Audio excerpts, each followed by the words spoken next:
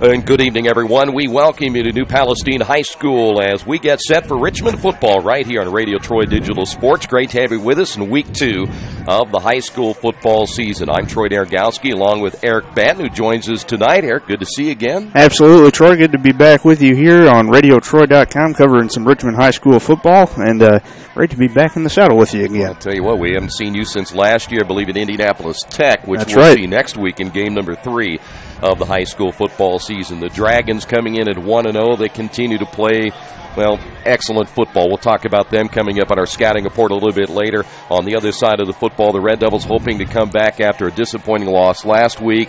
You had a chance to see a little bit of that game from last week, and 16-0 lead at halftime. They let it go and lose in overtime. Yeah, it was, needless to say, it was pretty tough to watch the second half there, but I liked the way the Richmond started out the football game. It took them a little while to get going, but once they got the running game in with Wyatt Bird, it seemed like they really had some motors running there on offense. He was clicking really well, and he is probably the most exciting player to watch on offense for the Red Devils. He just has a nose for knowing where to go and what right moves to make. Yeah, and they may need him a lot tonight against the New Pal defense that played well last week in their win against Whiteland, and we'll talk more about that coming up in just a few moments. The injury bug, though, Eric, it has hit the Red Devils here in week number 2. We do know that Bryce Brown is going to start and play tonight. He has a banged-up shoulder. I don't know how well he's going to play this evening with that shoulder. In fact, I saw him Wednesday getting treatment on it. He will start tonight.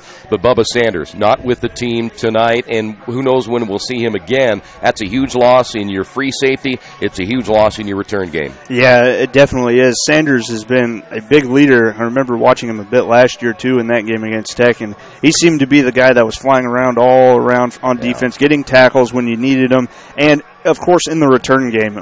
He made a big difference last year in the return game, I believe, against this New Pal team, if I'm not mistaken, and you're definitely going to miss his speed in the return game, so we'll have to see who steps up in his place, and hopefully they can keep the Red Devils in it.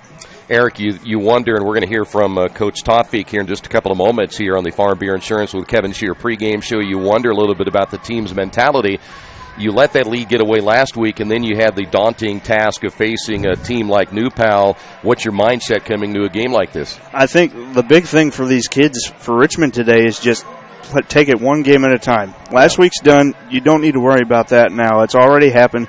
If you dwell on the past, you are doomed to repeat it. Yeah. So I think the Red Devils just have to keep the opponent in front of them and just keep their mindset on the task at hand. And against a team like New Pal, you definitely have to keep your mind on the task at hand. And I'm glad you brought that up because the bottom line is they've never played well against New Pal here. They played okay last year at home, but it has been a very huge hill to climb here in New Pal. It really has, and last year was the only time in this series that the Red Devils scored in double digits. They scored 32 points. The next highest after that is 9 at a neutral site at Warren Central back in 2011. So they definitely need to figure out a way to score points here if they have any chance of staying competitive in this one. All right, Eric's going to come back in a couple of moments. Not only will he have the keys to the game, he will also be talking about this Dragons football team and what they've done through week number 1.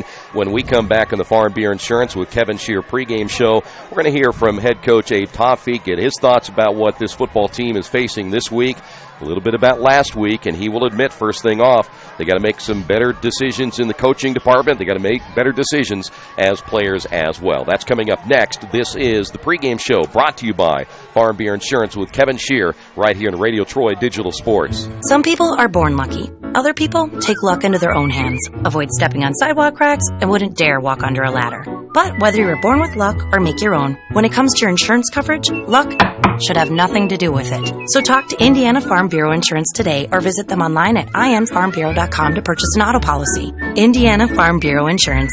Stop knocking on wood. Questions about your coverage in Wayne County?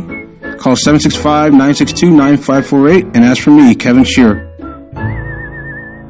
Kate's Cages is the #1 indoor training facility for baseball and softball in Richmond by far. With top flight instructors, you will learn how to play the game the right way. Everything from pitching, hitting, catching, and fielding. Kate's Cages will also have the opportunity to participate in triple play fall ball, the softball academy, individual and team camps, and individual private workouts. Kate's Cages Baseball and Softball Indoor Training Facility, 1366 Rose City Boulevard. Call 993-2353 for more information.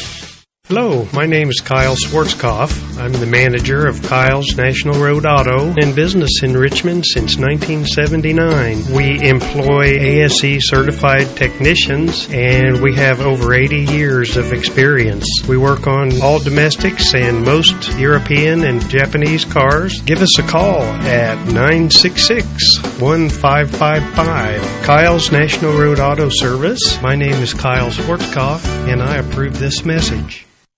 Back once again on the pregame show as the Red Devils prepare for the Dragons of New Pal. Coach, let's go right to New Pal. Excellent football program, and you and I talked earlier this week about Coach Ralph and what he's been able to do with that group, and it's kind of incredible. They were in almost a situation where they were not winning football games, and their program was down, and Coach Ralph stepped in and did the same thing that you want to do here. Talk a little bit about what you see in New Pal and their football team. First and foremost, I think Coach Ralph is a phenomenal coach.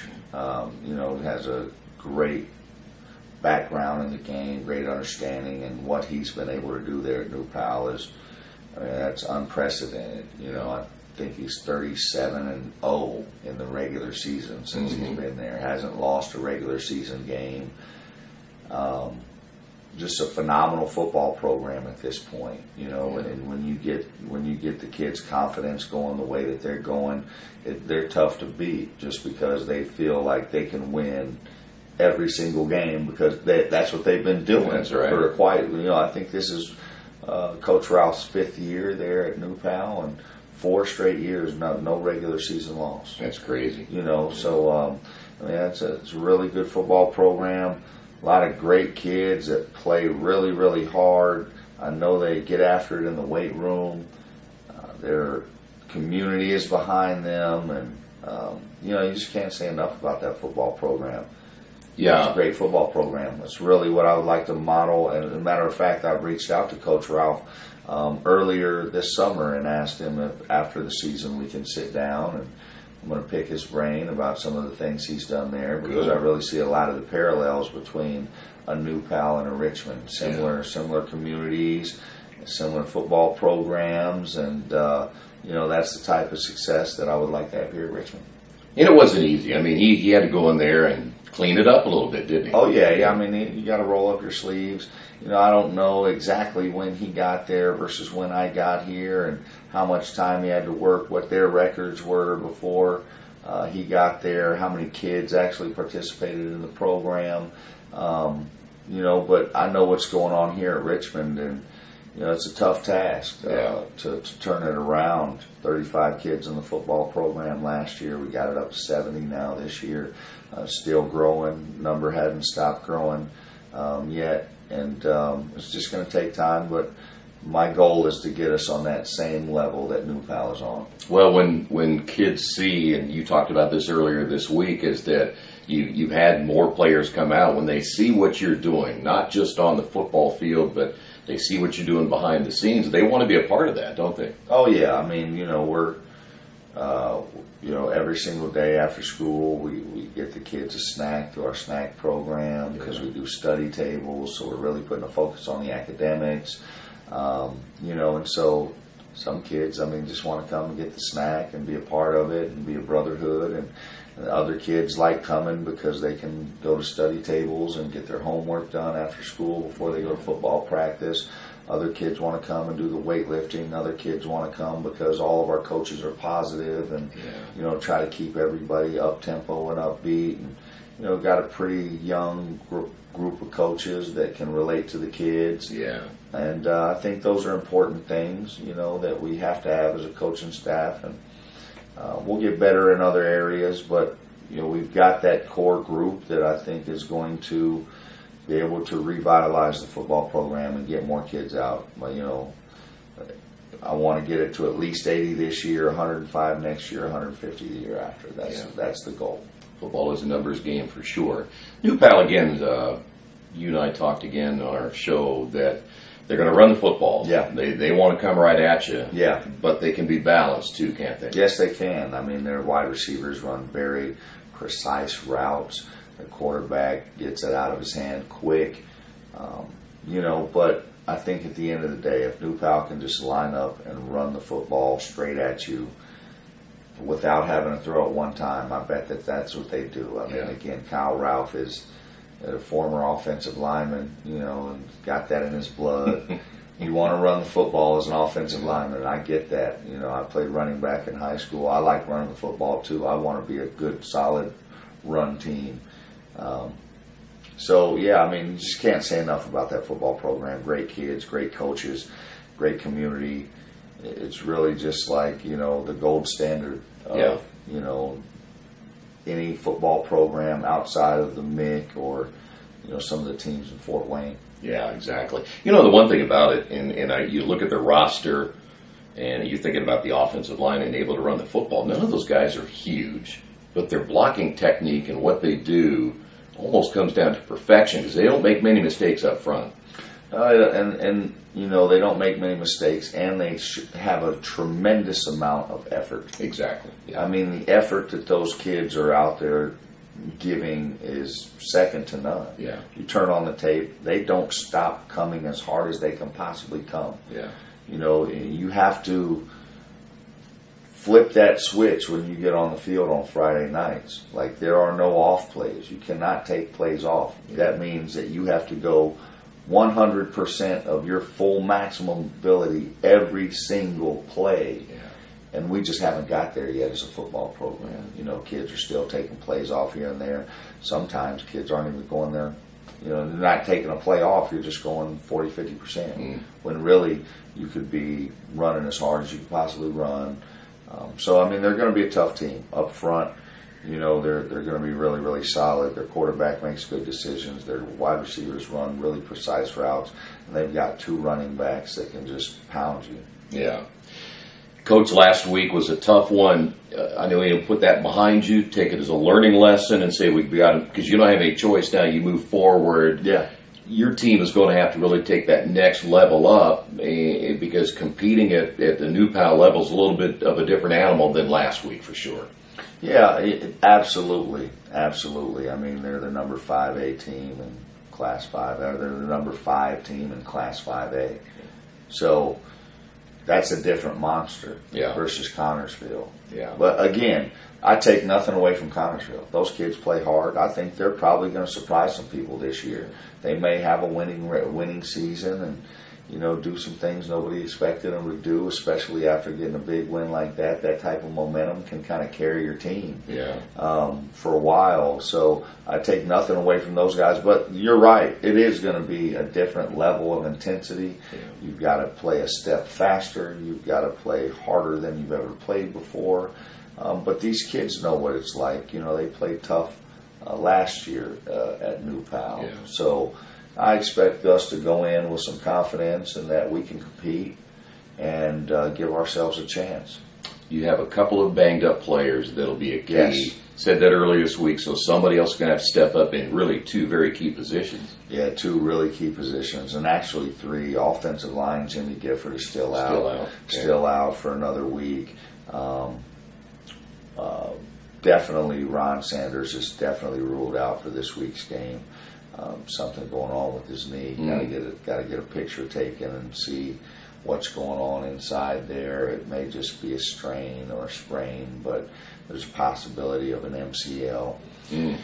Bryce Brown has a shoulder that it's a day-to-day thing. He could play, he could not play. If it was up to me, I'd probably just keep him out this week because, this is a marathon, not a sprint. Yeah. And we're going to need Bryce Brown down the stretch. Between those two guys on defense, everybody is going to have to pick it up defensively for us to be able to have a chance. And then offensively, we just got to get better. Yeah, no doubt about it. All right. Kickoff coming up in a few moments. We'll come back with more of the pregame. This is Richmond football right here on Radio Troy Digital Sports. Getting a lucky break rocks, but no one can be lucky all the time. Which is why when it comes to your insurance coverage, luck should have nothing to do with it. So talk to Indiana Farm Bureau Insurance, the company that believes great coverage starts with care. A cost-free consultation offered to anyone, Farm Bureau client or not, that allows agents to get to know you better so they can help you prepare better. Indiana Farm Bureau Insurance. Stop knocking on wood. Questions about your coverage in Wayne County?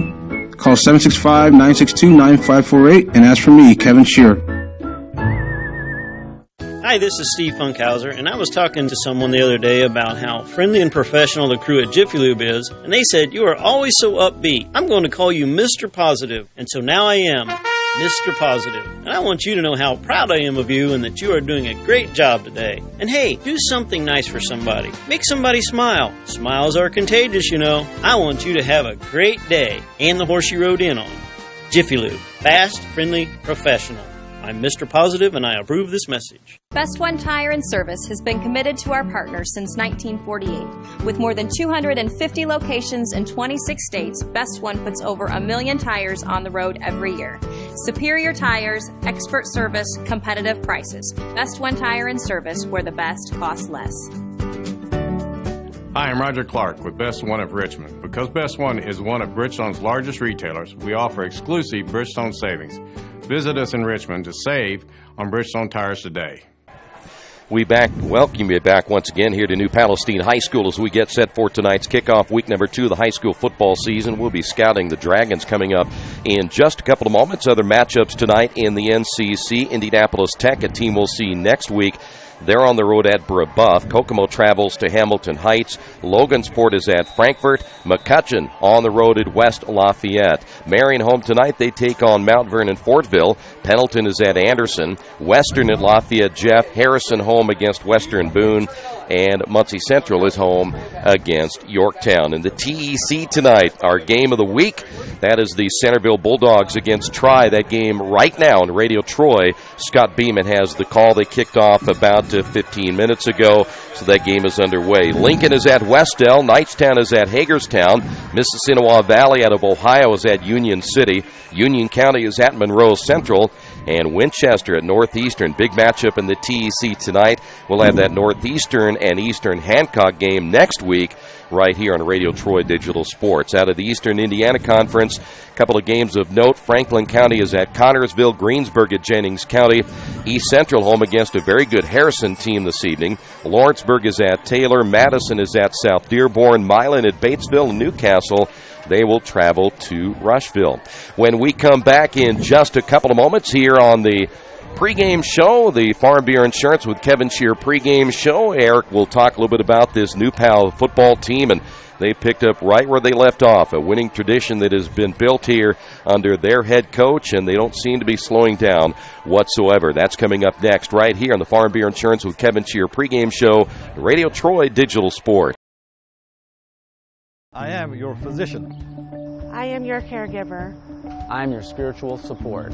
I am here to help you be independent and achieve your optimal health. But I am also a cancer survivor. I am living with diabetes. I am a chef. And an artist. I am your neighbor. I am the face of Reed Health. I am the face of Reed Health. I am the face of Reed Health. I am the face of Reed Health. I am the face of Reed Health. Reed Health, right beside you.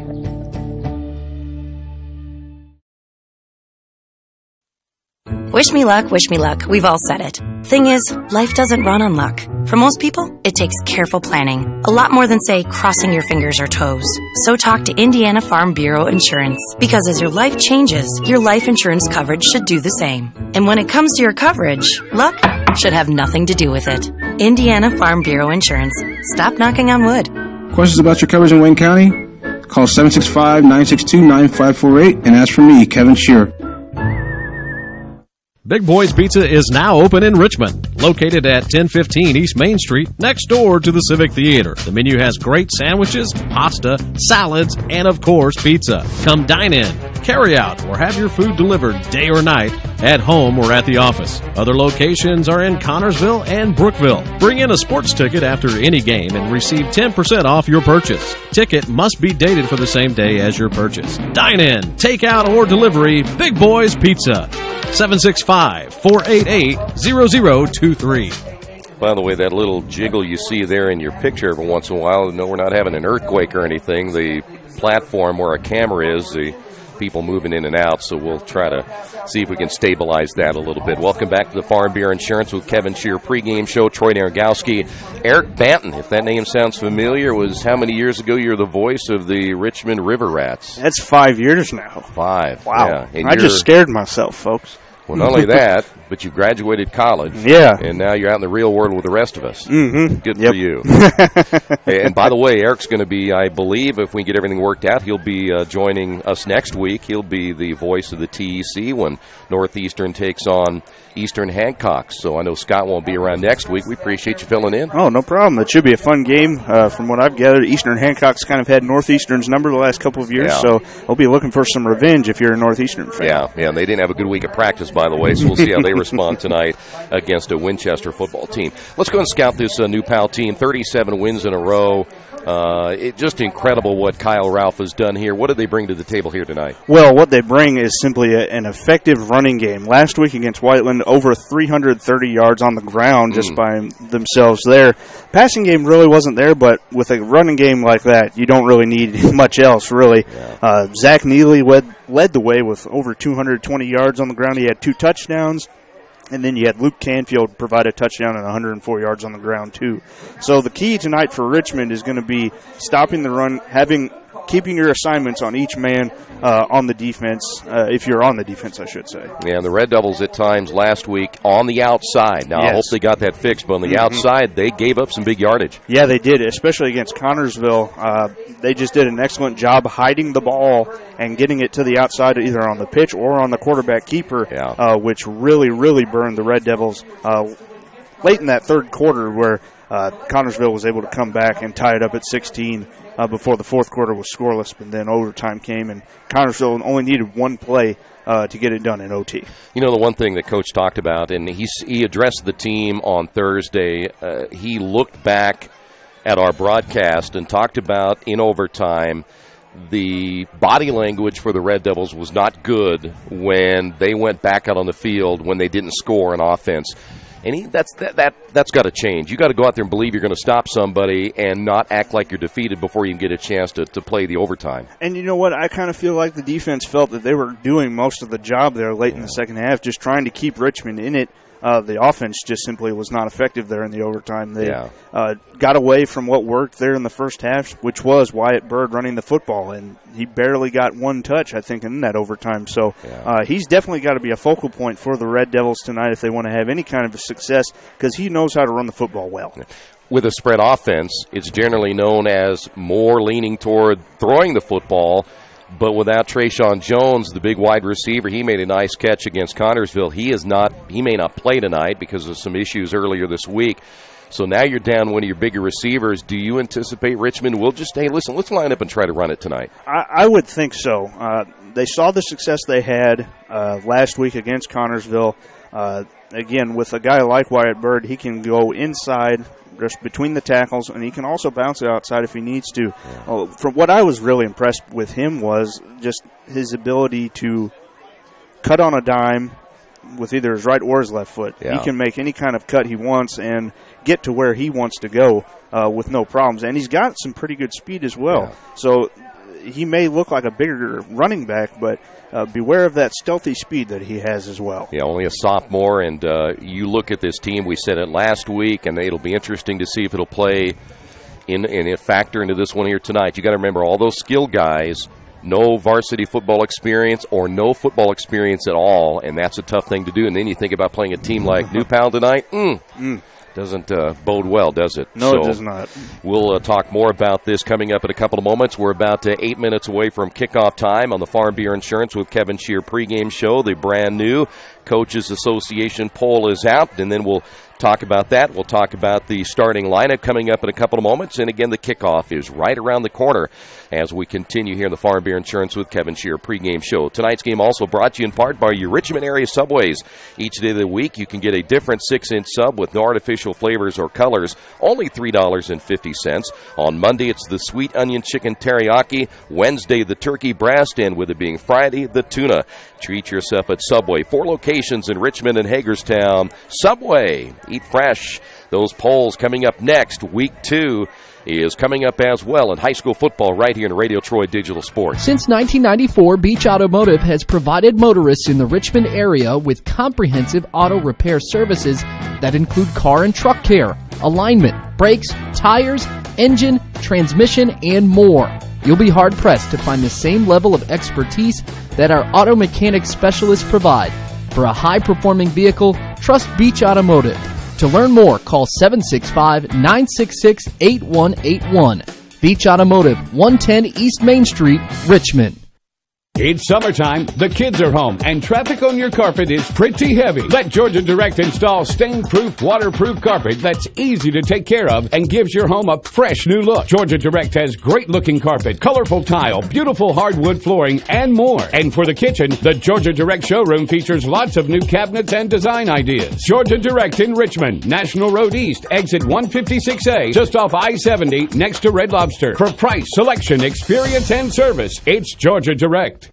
Not all insurance agents are the same. Choosing the right one can make a big difference in price, service, and value. That's why you should choose Harrington Hoke Insurance.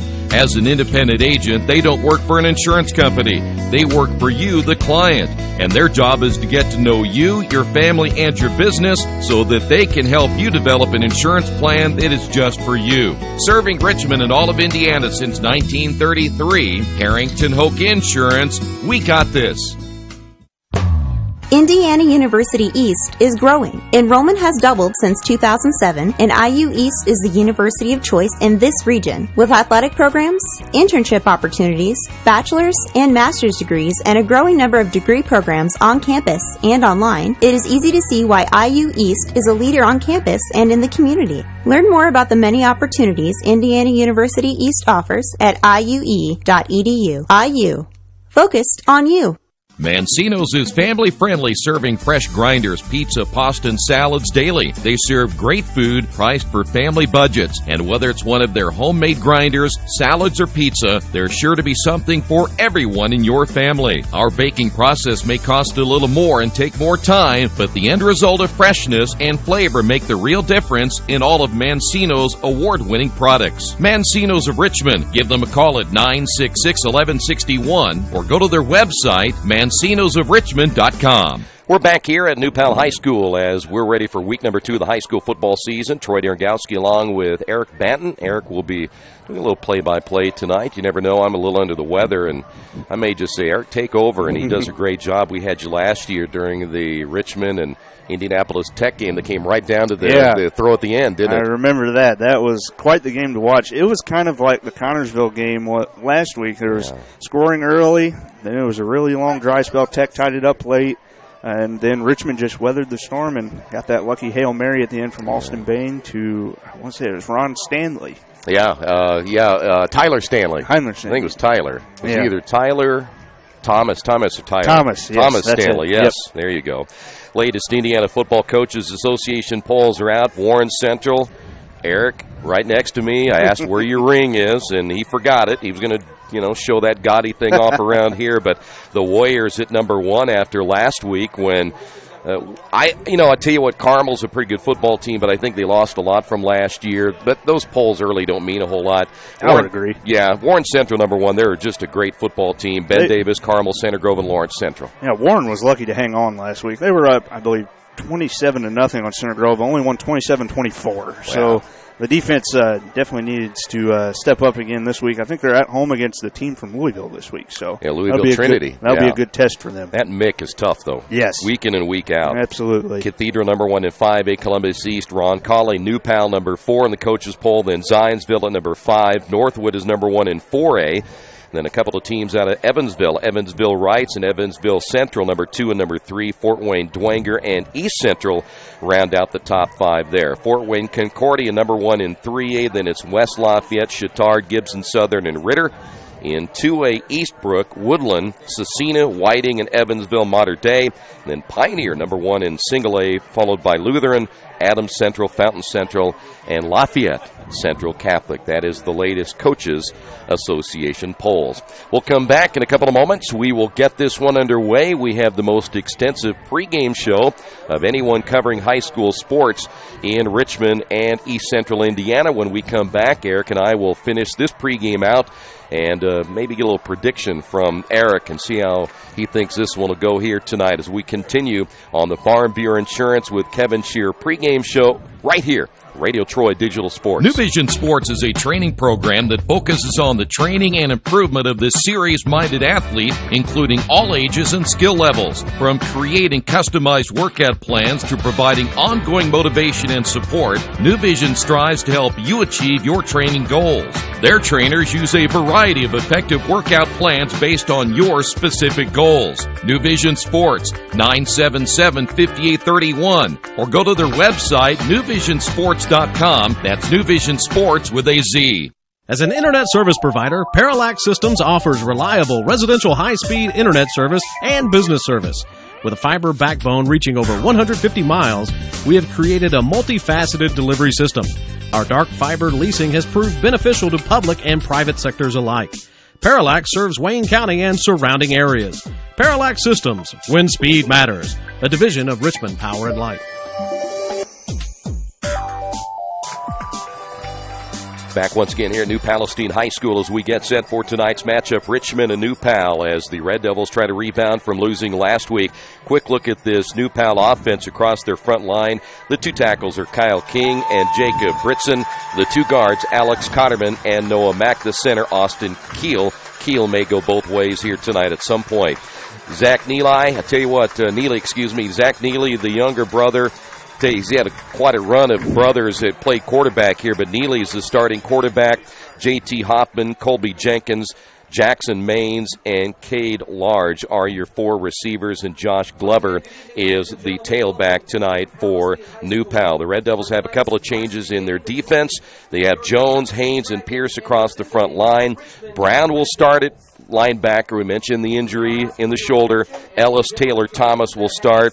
Narcisse will start at safety. Holgen will start at safety. Narcisse will start at corner. Vance getting the start at safety, and Huber will also start at safety today defensively for Richmond. We'll come back as we continue in the Farm Bureau Insurance with Kevin Shear pregame show right here in Radio Troy Digital Sports. The Purdue Polytechnic Institute in Richmond is part of a statewide network that offers the same technology degrees available in West Lafayette. The benefit of earning your degree at the Richmond location is that the campus is small enough to provide you with dedicated one-to-one attention while you earn your degree from Purdue University. Purdue Polytechnic of Richmond. Give them a call at 973-8228 or go to their website for more information at polytechnic.purdue.edu. For over 30 years, Reynolds Plumbing has been keeping the Richmond-Wayne County area running. Whether on commercial properties, restaurants, or residential, they've done quality plumbing, heating, and air work for thousands of customers. In a small town, a company like theirs cannot stay in business for as long as they have without being very good at what they do. It's not just about quality work, it's about customer service. If that's the kind of experience you want on your next plumbing or HVAC job, then Reynolds Plumbing has you covered. Call Reynolds Plumbing today at 966-0994. For over a century, Richmond Power and Light has been providing safe, reliable energy to the citizens and businesses of Richmond and the surrounding area. Through their dedicated and talented employees, they are advancing their tradition of exceptional service through new technology, training, and efficiency in everything they do. Richmond Power and Light provides reliable, low-cost energy and technology services in a customer-focused, environmentally responsible, safety-conscious manner. Richmond Power and Light. Together we make powerful partners. Little Sheba's Restaurant and Zini's Place. Come join us in Richmond at 175 Fort Wayne Avenue or at our newest location in Centerville at 129 East Main Street. Grab one of our gourmet pizzas, a deluxe sandwich, steak or fresh salad, and an ice-cold beer or your favorite wine. Featuring live music every Tuesday, Friday, and Saturday, plus more in our smoke-free environment. 10% discount with a valid student ID. It's better than being home. Finding a used car dealership you can trust is not an easy thing to do, but for me, the choice was an easy one. I went to Tony's Car Sales in Richmond. I purchased my last 2 cars from Tony's and couldn't be happier with the service. They didn't pressure me, and they worked with me through the entire process. If you're in the market for a great used vehicle, get to Tony's Car Sales in Richmond, 250 National Road West, or give them a call at 962-5665. Go to their website, tonyscarsales.com. At Square Donuts, we take our donuts seriously, and apparently so do our customers. Square Donuts is by far the #1 donut shop in Richmond. At Square Donuts, we bake our donuts, cinnamon rolls, long johns, and many other varieties fresh daily. Donuts became our family tradition and business in 1967, and we've continued through 3 generations. Square Donuts in Richmond has 2 locations, including 1241 Northwest 5th Street and 3637 East Main in the Hoppy Jeweler Plaza. Square Donuts of Richmond. We never cut corners and never will. The Indiana Football Hall of Fame in Richmond, Indiana was founded in 1973. Its mission is to honor the men and women who have excelled in high school, college, or professional football based on their coaching, athletic ability, citizenship, scholarship, and significant supporting contributions to the game of football. The Indiana Football Hall of Fame includes retrospection from Indiana's prestigious football history, from the late 1800s to the present. When you visit the hall, you'll see the names like Weeview Bank, Vegas Ferguson, Newt Rockne, and Lamar Lundy. The Indiana Football Hall of Fame is located at 815 North A Street in Richmond and is open Tuesday through Saturday from 11 a.m. until 5 p.m. There is no entrance fee and donations are appreciated. Take time to visit Indiana football history at the Indiana Football Hall of Fame.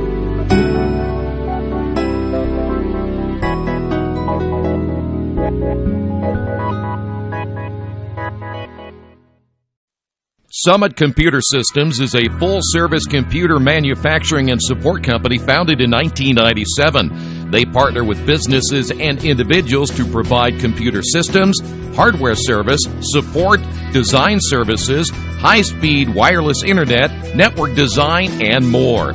Summit Computers, 1427 Chester Boulevard in Richmond. Give them a call at 939-2120. Well, New Pal will get the football first, and talking with Abe this week, he said no matter what, we were going to go on defense first tonight. So your defense is going to get tested early. Yeah, they sure are. And with a running game like New Pal has, again, we mentioned in the kind of the pregame notes, it's important to keep your assignments, keep your man in front of you, and always keep your eye on the football. You never know if they're going to tuck it and keep it with the quarterback, hand it off to a running back, or even some of these flankers that they have in their offense, which is similar to Richmond's, as a matter of fact. You know, and Eric, you make a good point. Keep an eye on the football. The Red Devils have been known to jump off sides because they haven't kept their eye on the football.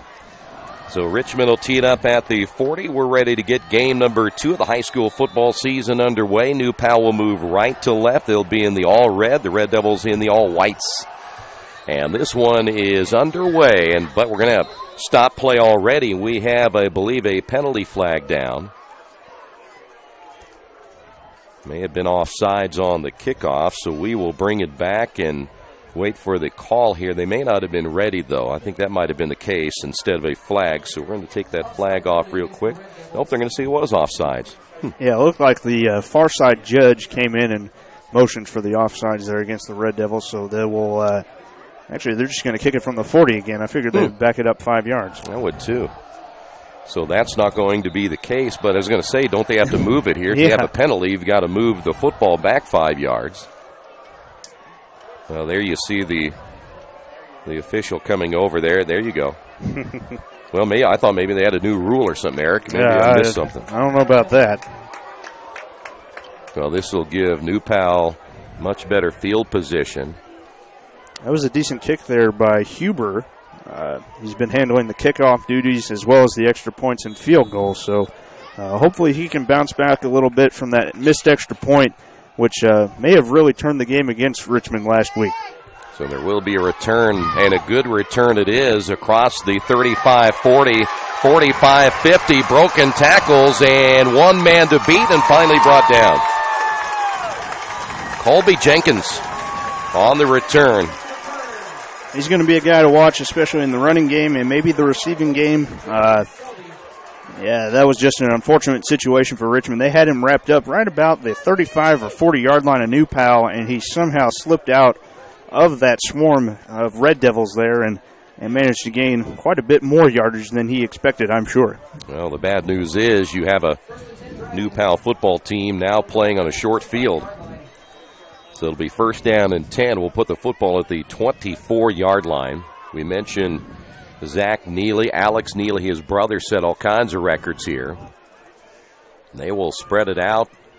As you see, 3 receivers to the right, and they're going to run it, and not much there. Red Devils defensively in the middle. Caleb Ellis, the linebacker, to make the stop on Luke Canfield.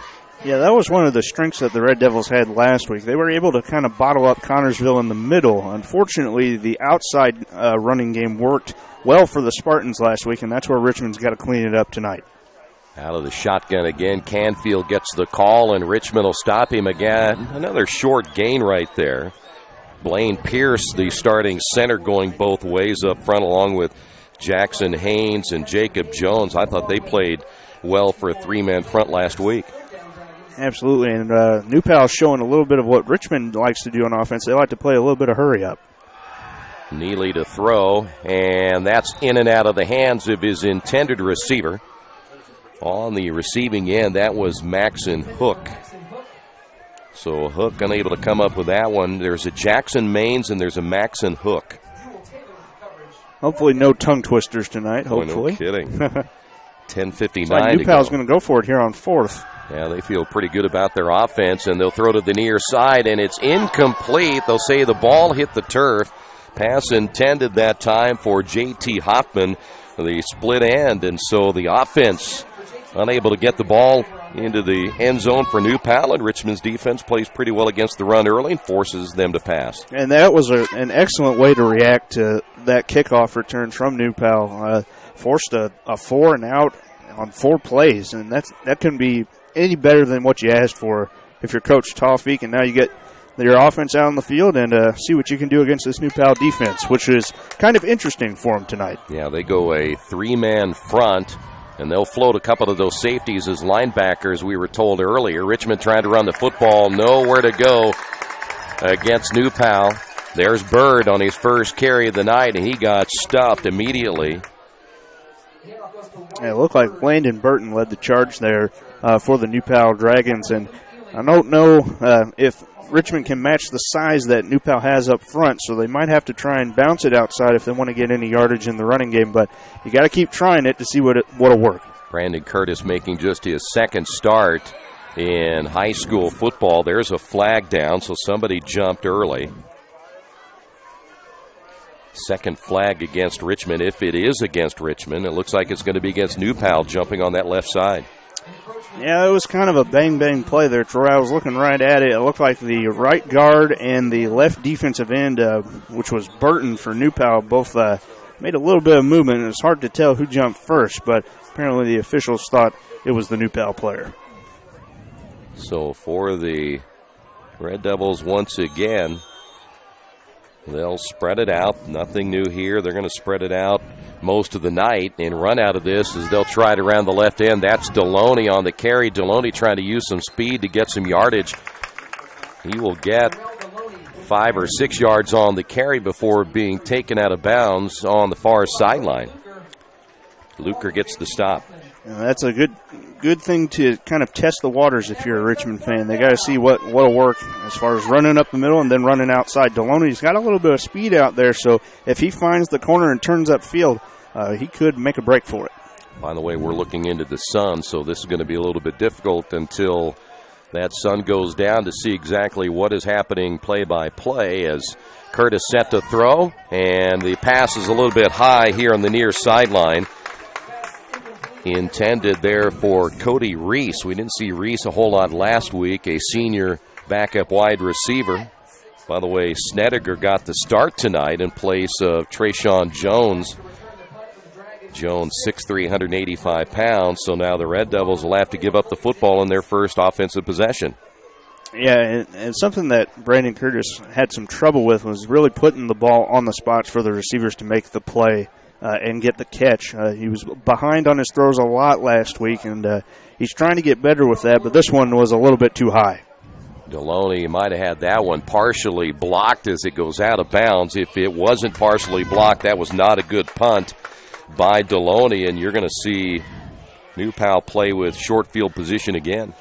Yeah, this will be a little longer for the Dragons to go, but at the same time, again, they brought some good pressure off the right side of that line, kind of got in Deloney's face, and I bet that caused him to try and make an adjustment, and when he did that, he didn't really get a clean kick of the football there. So once again, New Pal's got great field position. That was only a 21-yard punt there from Deloney.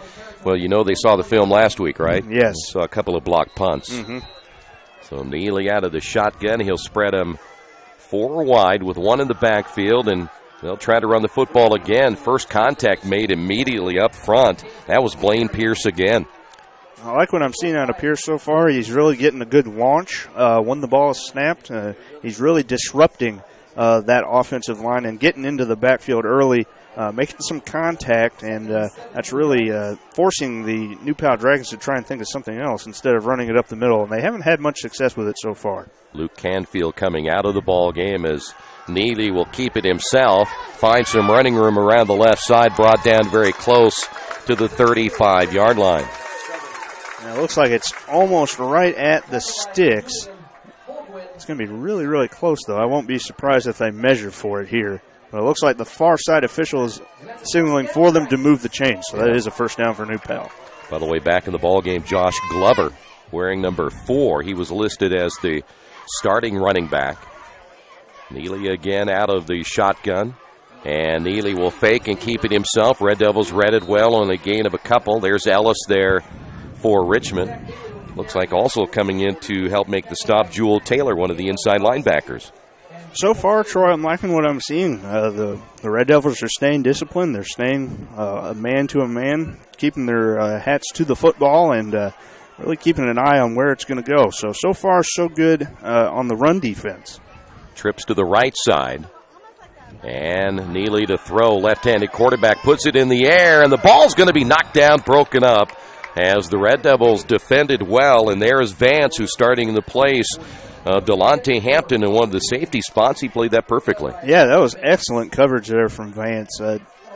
He was trying to play back to the football, and he did so very, very well. Got his hand on the ball before he had any contact with the receiver, so no question of an interference call there. That was great coverage down the field by the Devils. 8:04 remaining in the opening period.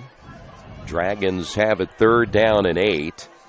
And they will run the football, and over the right side on the carry, Josh Glover. But again, that run defense playing pretty well for the Red Devils, especially between the tackles.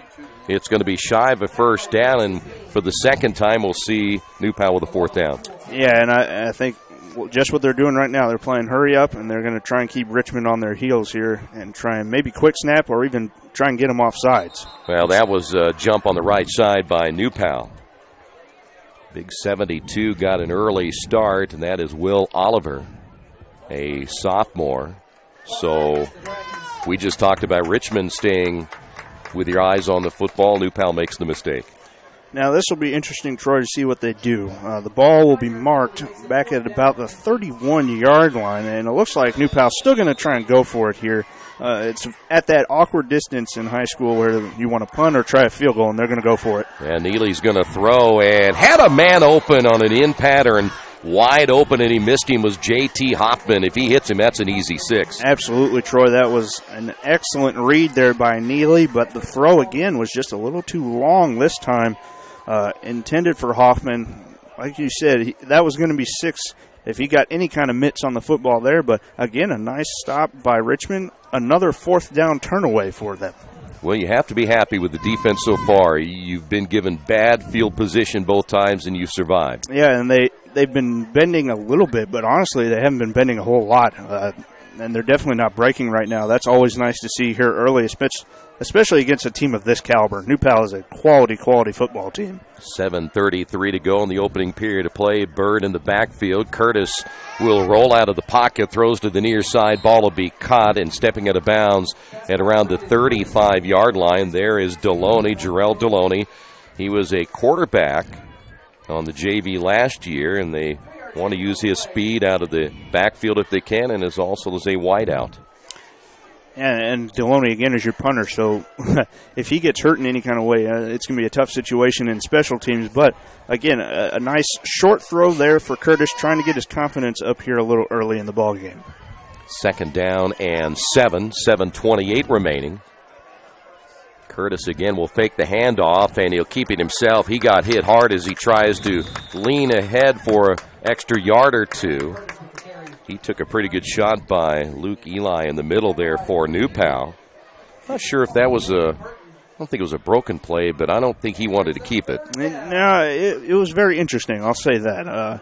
Curtis did do a nice job faking the ball, but again, Newpal's got some speed there on their front 6 defensively, and they were able to get to the football rather quick. And Curtis definitely might think twice about faking it that time.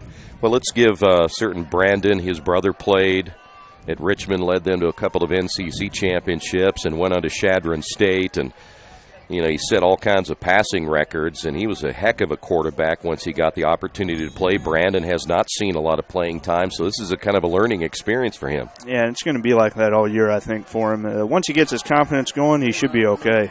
Ball is going to be intercepted on the pass intended for Deloney, in and out of his hands, and then picked off out there in the flat. That was Maxon Hook. Boy, Tiv, Deloney comes up with it. He's okay, but he bobbled it, and Hook was right there. Yeah, he really was, and that's great awareness there by Hook. He plays both ways a little bit. Actually, I think he mostly plays defense, but again, he's one of those guys that Richmond's going to have to key on every time, because he's either going to be playing deep, playing safety, or he can roam around wherever, and that's the dangerous kind of player that you don't want to see on the other side of the football. Eric, the defense so far is not doing you any favors, are they? I mean, the offense not doing you any favors. Your defense, again, their backs against the wall. Neely with a lone setback will look to throw it on the flat. Ball's caught 30, 25, and near the 20-yard line. On the reception, that is Colby Jenkins. Jenkins, one of the flankers. Holguin will get the stop for the Red Devils.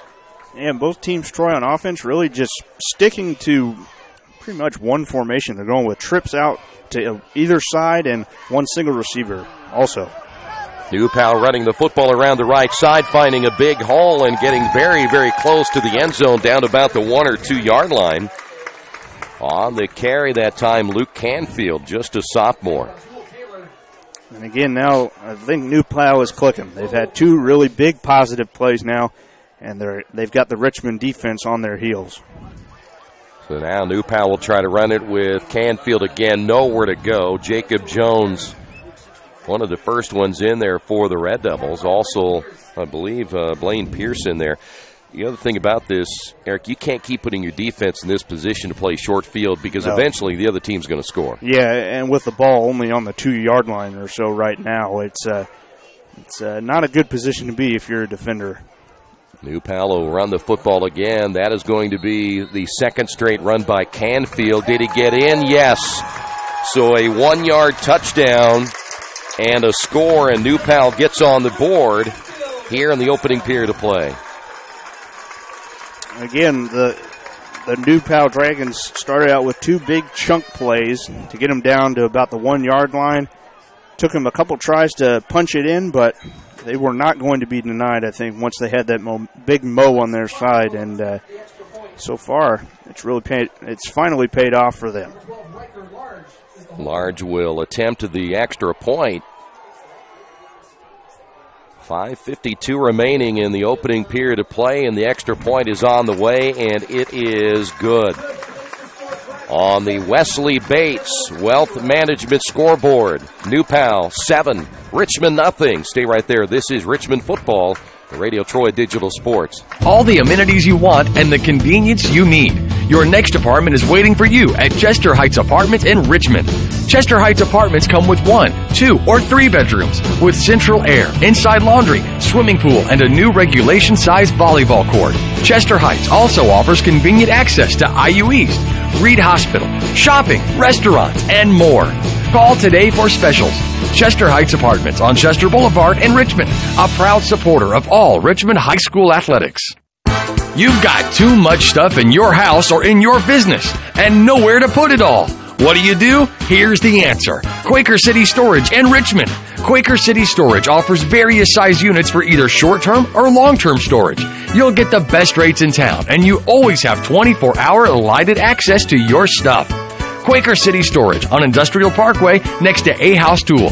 Quaker City Storage is a proud supporter of all Richmond High School athletics. Well, 3 times, Eric, the Red Devils, they're back against the wall. That time it eventually broke, but you and I talked about it a little bit ago. You can't have that type of field position every time down the field. Exactly, and New Palace started in the positive side of the field with those 3 drives, and that simply cannot happen if you're a Red Devil fan, and Richmond's going to have to get back into this one with maybe a good kick return here. Well, they do not have Sanders back. There will be a return, but not much of one. And that is Stefan Huber. And he started to make a little bit of a move, but there was nothing there. Good special teams play. Now we'll have to see what Richmond can do. Again, they know they're down early. I think they just got to keep their nose to the grindstone, as it were, and keep with their game plan that they brought into tonight, and hopefully something will eventually work for them. Again, Wyatt Bird has not touched the football a lot so far. I think you got to get it into his hands, see what he can do against that front 6. So there you see Bird once again as the Red Devils will go with 4 wideouts. Brandon Curtis out of the shotgun. He'll be out of the shotgun all the time, flipping it to Bird, and then Bird might have used different terminology there, huh? He flipped it to Bird. Bird only got maybe a yard or 2. Boy, there's just not much there right now, is there? No, there really isn't. The team speed from New Pal, I think, is really overwhelming the Red Devils right now. They're just flying to the football. It's easy to see why they're one of the top teams in the 5A division here in the state of Indiana, and I see a lot of bright things for them if they can keep this kind of defense on the field at all times.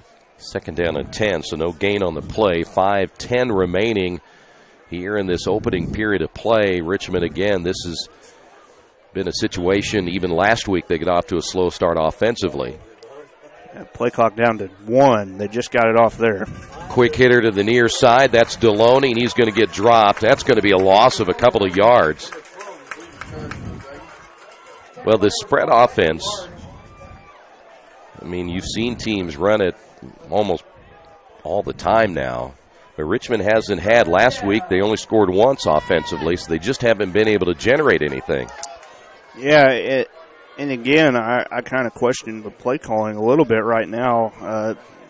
There's not really a whole lot you can do on the outside, it looks like, but then again, there's not a whole lot you can do, at least trying to go upfield down the middle. So Richmond's going to have to find some kind of way to get sparked offensively at least. Curtis will throw to the middle, and the ball's going to be caught. It's going to be shy of a first down. I think the football came out, and it did, and Richmond just turned it over. Picking up the football, Cade Large. Trying to see who the receiver was on that far side. It might have been O'Shea Henderson who fumbled the football, but nonetheless, 2 turnovers in your own territory, and now the Red Devil defense has to come out and do it again. This is now the 4th short field that New Palace had, and that's disappointing, especially for this defense. They got to be just questioning, man, they're doing this to us again? What do I have to do to try and stop these guys now? Boy, you just can't, the bottom line is you almost have to play perfect against a team like this. Yes. And the Red Devils have now made 2 huge mistakes. Can't get that offense going here in the opening period of play. Neely back at quarterback once again. Now they'll look to the sideline. 4:10 remaining in the opening quarter. And they're going to run it over the right side. Nice breaking of tackles and another nice gain. There is Canfield again. He's just a sophomore. He started in place. We had the starter as Josh Glover, but Canfield has done all the work. Yeah, he really has. He's had a couple of big runs, bounced to the outside over to the far side of the field, and that's where New Pals had a lot of their successes running to that right side. But and again, the outside running game is kind of killing Richmond right now.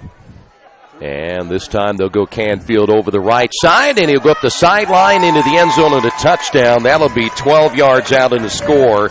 And the Red Devils now down in this one, 13-0. And once again, that outside run is proving to be lethal against that Red Devil defense. They just doesn't look like they have the speed to match what New Pal does on the defensive side of the football. And if that's the case, it may be a long, long night for Richmond. Well, the second touchdown by Canfield. Let's see if the extra point attempt will be good. It's on the way and perfect. And the Red Devils, 3:46 remaining in the opening period on the Wesley Bates Wealth Management scoreboard. Dragons 14.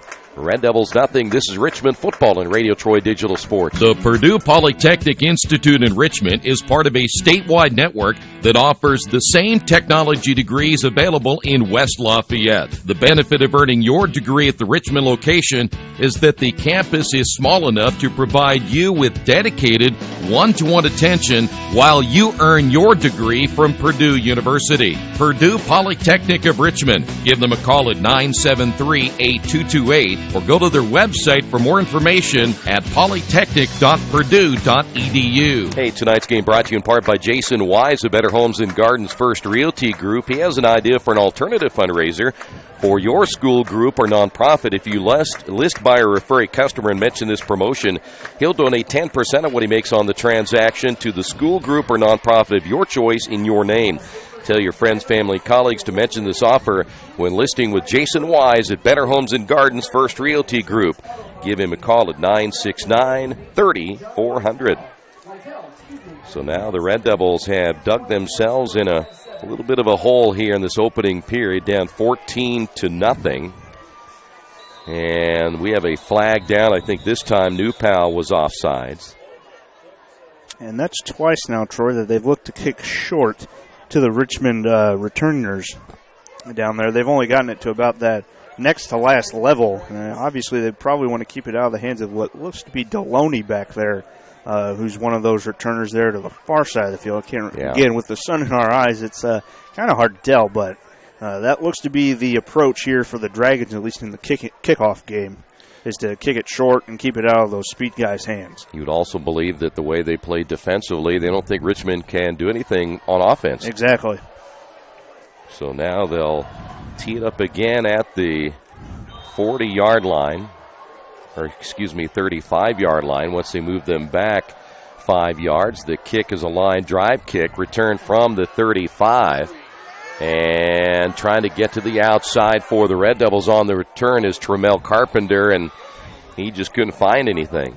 And there's another flag down. There's a couple of them there around the 30-yard line. I didn't really see what they were. If anything, it might be a hold or some kind of block in the back, I would imagine, against the Richmond returners. Well, the crowd here, a boo resonating throughout the New Pal side, but they may not have seen the initial call. There you see the two officials, and there is the initial call right there, a face mask against Richmond. Now that's interesting. Usually you'll see a face mask against the defending team in that instance, but maybe Carpenter must have pulled somebody down by the face mask while he was trying to get away from those tacklers. Yeah, you saw him a couple of times trying to stiff arm and got that hand up in the face mask. So now Richmond back again deep inside their own 20, 3:37 remaining. And again, Richmond trips to the near side with Bird the lone setback. Bird was in motion. They're going to throw to Bird. There's a flag down. That's going to be movement, I believe, on the near side against Richmond. So Richmond really struggling offensively. And again, they were able to get the ball in Bird's hands, but New Pal rather is just so fast. They're getting to the ball carriers very, very quickly. And as good a player I think as Bird is, he's just not able to make any moves in time to really gain a whole lot of positive yardage. So that looks to be a big struggle there, at least on the offensive end for Richmond so far. Well, I'm sure Richmond coming in hoping that they had the athletes to get to the outside and the speed, but as you said, that just hasn't been the case. Those Dragons have some speed to the outside too. Yes, they do, and if they keep doing that, I'm sure this team is going to be a real competitor in the Hoosier Heritage Conference, which they might win again and go undefeated in conference again for what would be the 4th straight season. They haven't had a losing season in conference since 2012, I believe. So this New Pal team is really bred for success here. Coach Ralph always doing a solid job with his program, and he has them rolling again here tonight, leading at 14-0. First down and 15, put the football in the 13. You see the play clock right behind Brandon Curtis, who sets him up in the spread offense once again. That is Bird in the backfield, man in motion from left to right, and Bird will get the call around the left side, and Bird gets some positive yardage. He'll be brought down across the 22, maybe 23-yard line. And that's what you want in a long yardage situation like that after a penalty. You don't need to get all of it back in one play. Get about half of it. And in this case, they almost got about 2/3 of it back, and it's only probably looks like 2nd and 5 right now. Their ball about on the 23-yard line. Clock down to 2:45 in the quarter, so we will call it 2nd down and 5. There is jumping on the left side, and that is Landon Burton. And we have another flag down. And it's going to be offsides against New Pal, so that might give Richmond their first down gained in tonight's ball game. They might have to measure it, though. It looks like they will do that. It's kind of, again, with 2nd and 5, you never know how close you are with the penalty bringing it up. But it looks like it's going to be 2nd and inches here. So the Red Devils, after the penalty, trips to the near side. Bird in the backfield, and Bird got the call, and he's going to get stuffed. If he gets back to the line of scrimmage, which I'm not sure he did, there just wasn't anything there. Here's the thing, Eric, that's surprising a little bit.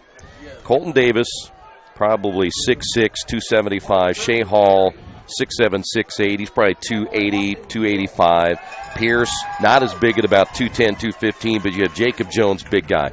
They're just not blowing guys off the line of scrimmage. Yeah, they're not getting good launches out of that three-point stance, and that's what they got to do if they want to try and run the football against these very skilled athletes on the front lines for New Pal, and that's the only way they're going to gain positive yardage in the running attack. 3rd down and 3, and they'll hand it off again to Bird, and he's going to be awful close. Yeah, that's going to be very, very tight. I don't know. That is Shea Hall, who ended up losing his hat. But it is a first down. There you go. There's a positive. Wyatt Bird getting the first down on the run there. Hopefully that can get this drive started and get them in a positive mindset here. Only about a minute and a half left in the first quarter. If they can get to midfield or farther, I think that'll be some good momentum going into the quarter number 2 there. And they could use some positive news right now. Mm-hmm. Eric mentioned 1:39 remaining on the clock, and it'll be 1st down and 10. Football is at the 29-yard line. Brandon Curtis again out of the shotgun will look to throw, goes to the sideline and overthrows his intended receiver. He went after number 3, Tremel Carpenter. He had one-on-one coverage on the far side of the field against J.T. Hoffman. Yeah, Troy, that was a good miss there by Curtis. I would rather have him miss deep and not have anybody have a chance to go get it than throwing it behind someone and Hoffman making a break to try and go back to the football and possibly get the pick. So not a bad miss there from Curtis, but again, another overthrow. I believe that's like the 2nd or 3rd overthrow he's had so far tonight. He's just got to use his eyes a little better and find where his receivers are. So again, Richmond running the football, nowhere to go up the middle as Cade Large, one of the linebackers, there to greet Wyatt Bird. And now the Red Devils are faced with a 4th down with 1:10 to go. Well, they do miss, still 3rd down? Mm-hmm. They do miss Trayshawn Jones. You know, the kid's 6'3", 6'4". Mm-hmm. I mean, it's a little hard to not. I mean, he's going to outsize most other defensive backs. Yeah, he definitely is, and again, with that kind of size, he'll match up well against any corner, I think, in the high school game, especially when it comes to NCC time. Against New Pal, again, they've got great athletes, not just in the front 6 of their defensive package, but their corners are very strong as well. And not to mention that front 6, that's a sack for the New Pal Dragons. Ely in there, the middle, and I'll tell you what, Brandon barely even got the football back there before he got sacked. Yeah, and he was lucky to hold on to it, too. He had the ball away from his body, and that could have easily been swatted away and would have been the third turnover for Richmond. But luckily he hung on, but it's still going to be a punt here for Richmond. And just when you think they got something going, a couple of negative plays in a row, and that just set them back even farther, back to about the original line of scrimmage where this drive started, the 23-yard line. I don't think the Red Devils are going to punt this away. They're going to let the time run out, and that's going to do it for the opening period of play. After one on the Wesley Bates Wealth Management scoreboard, New Pal 14 and Richmond nothing. We'll come back with the second quarter. Eric will have the call of quarter number 2 coming up in just a couple of moments. Stay right there. This is Richmond football and Radio Troy Digital Sports. Since 1994, Beach Automotive has provided motorists in the Richmond area with comprehensive auto repair services that include car and truck care, alignment, brakes, tires, engine, transmission, and more. You'll be hard-pressed to find the same level of expertise that our auto mechanic specialists provide. For a high-performing vehicle, trust Beach Automotive. To learn more, call 765-966-8181. Beach Automotive, 110 East Main Street, Richmond. Hi, this is Troy Darengowski from Radio Troy Digital Sports. You know what, staying in shape isn't always the easiest thing to do. So to help assist me, I work out in just one place, that's Family Fitness. I can do everything from lifting, body pump, kick fit, body flow, kettlebell, Zumba, CrossFit, and more. So if you're looking for a great way to stay or get into shape, check out Family Fitness Works in Richmond. Give them a call at 935-9191 or go to their website, familyfitnessworks.com. All right, ready for quarter number 2. Eric, take it away. Here's the punt from Richmond. It's Deloney. That one's another short line drive, and that barely gets to the first down marker, just shy of the 40. So another short kick from Deloney, but again, more pressure coming from the Dragons on that punt attempt there, and another short field now for the Dragons. Well, you saw the film last week. If you're new, pal, I certainly try to do everything I can to come after Deloney, knowing there were 2 punts. They were either partially blocked late in the ball game. I'm just really concerned now because you don't have a whole lot of depth on this defense for Richmond. You're already using Narcisse, Vance, and I don't know, again, Brown with that hurt shoulder, how effective. We haven't called his name a whole lot tonight, but the defense with their backs against the wall one more time. Dragons again showing up in trips to the right, one single receiver out to the far side. Neely, the quarterback, in shotgun. He'll go ahead and drop back, looks to throw all day, and that one is out of reach of a wide-open receiver there to the near side. That looks to be, I believe, number 8, or Jackson Hook, excuse me. So another surprising miss there from Neely. He had another wide-open receiver. And he had plenty of time to throw. Those guys up front have really protected him well. He could have, if he decided not to throw it, had plenty of time to run the football.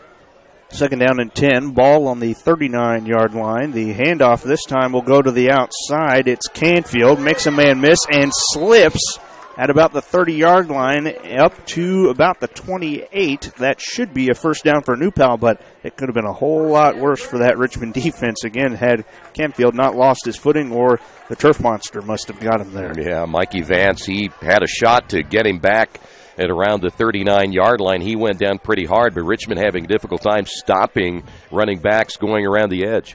Trips now to the far side of the field. Neely rolls out to his left. The left-hander looking to throw, throws it, and complete. Slipping out of a tackle to the 10, the 5, touchdown, New Palestine.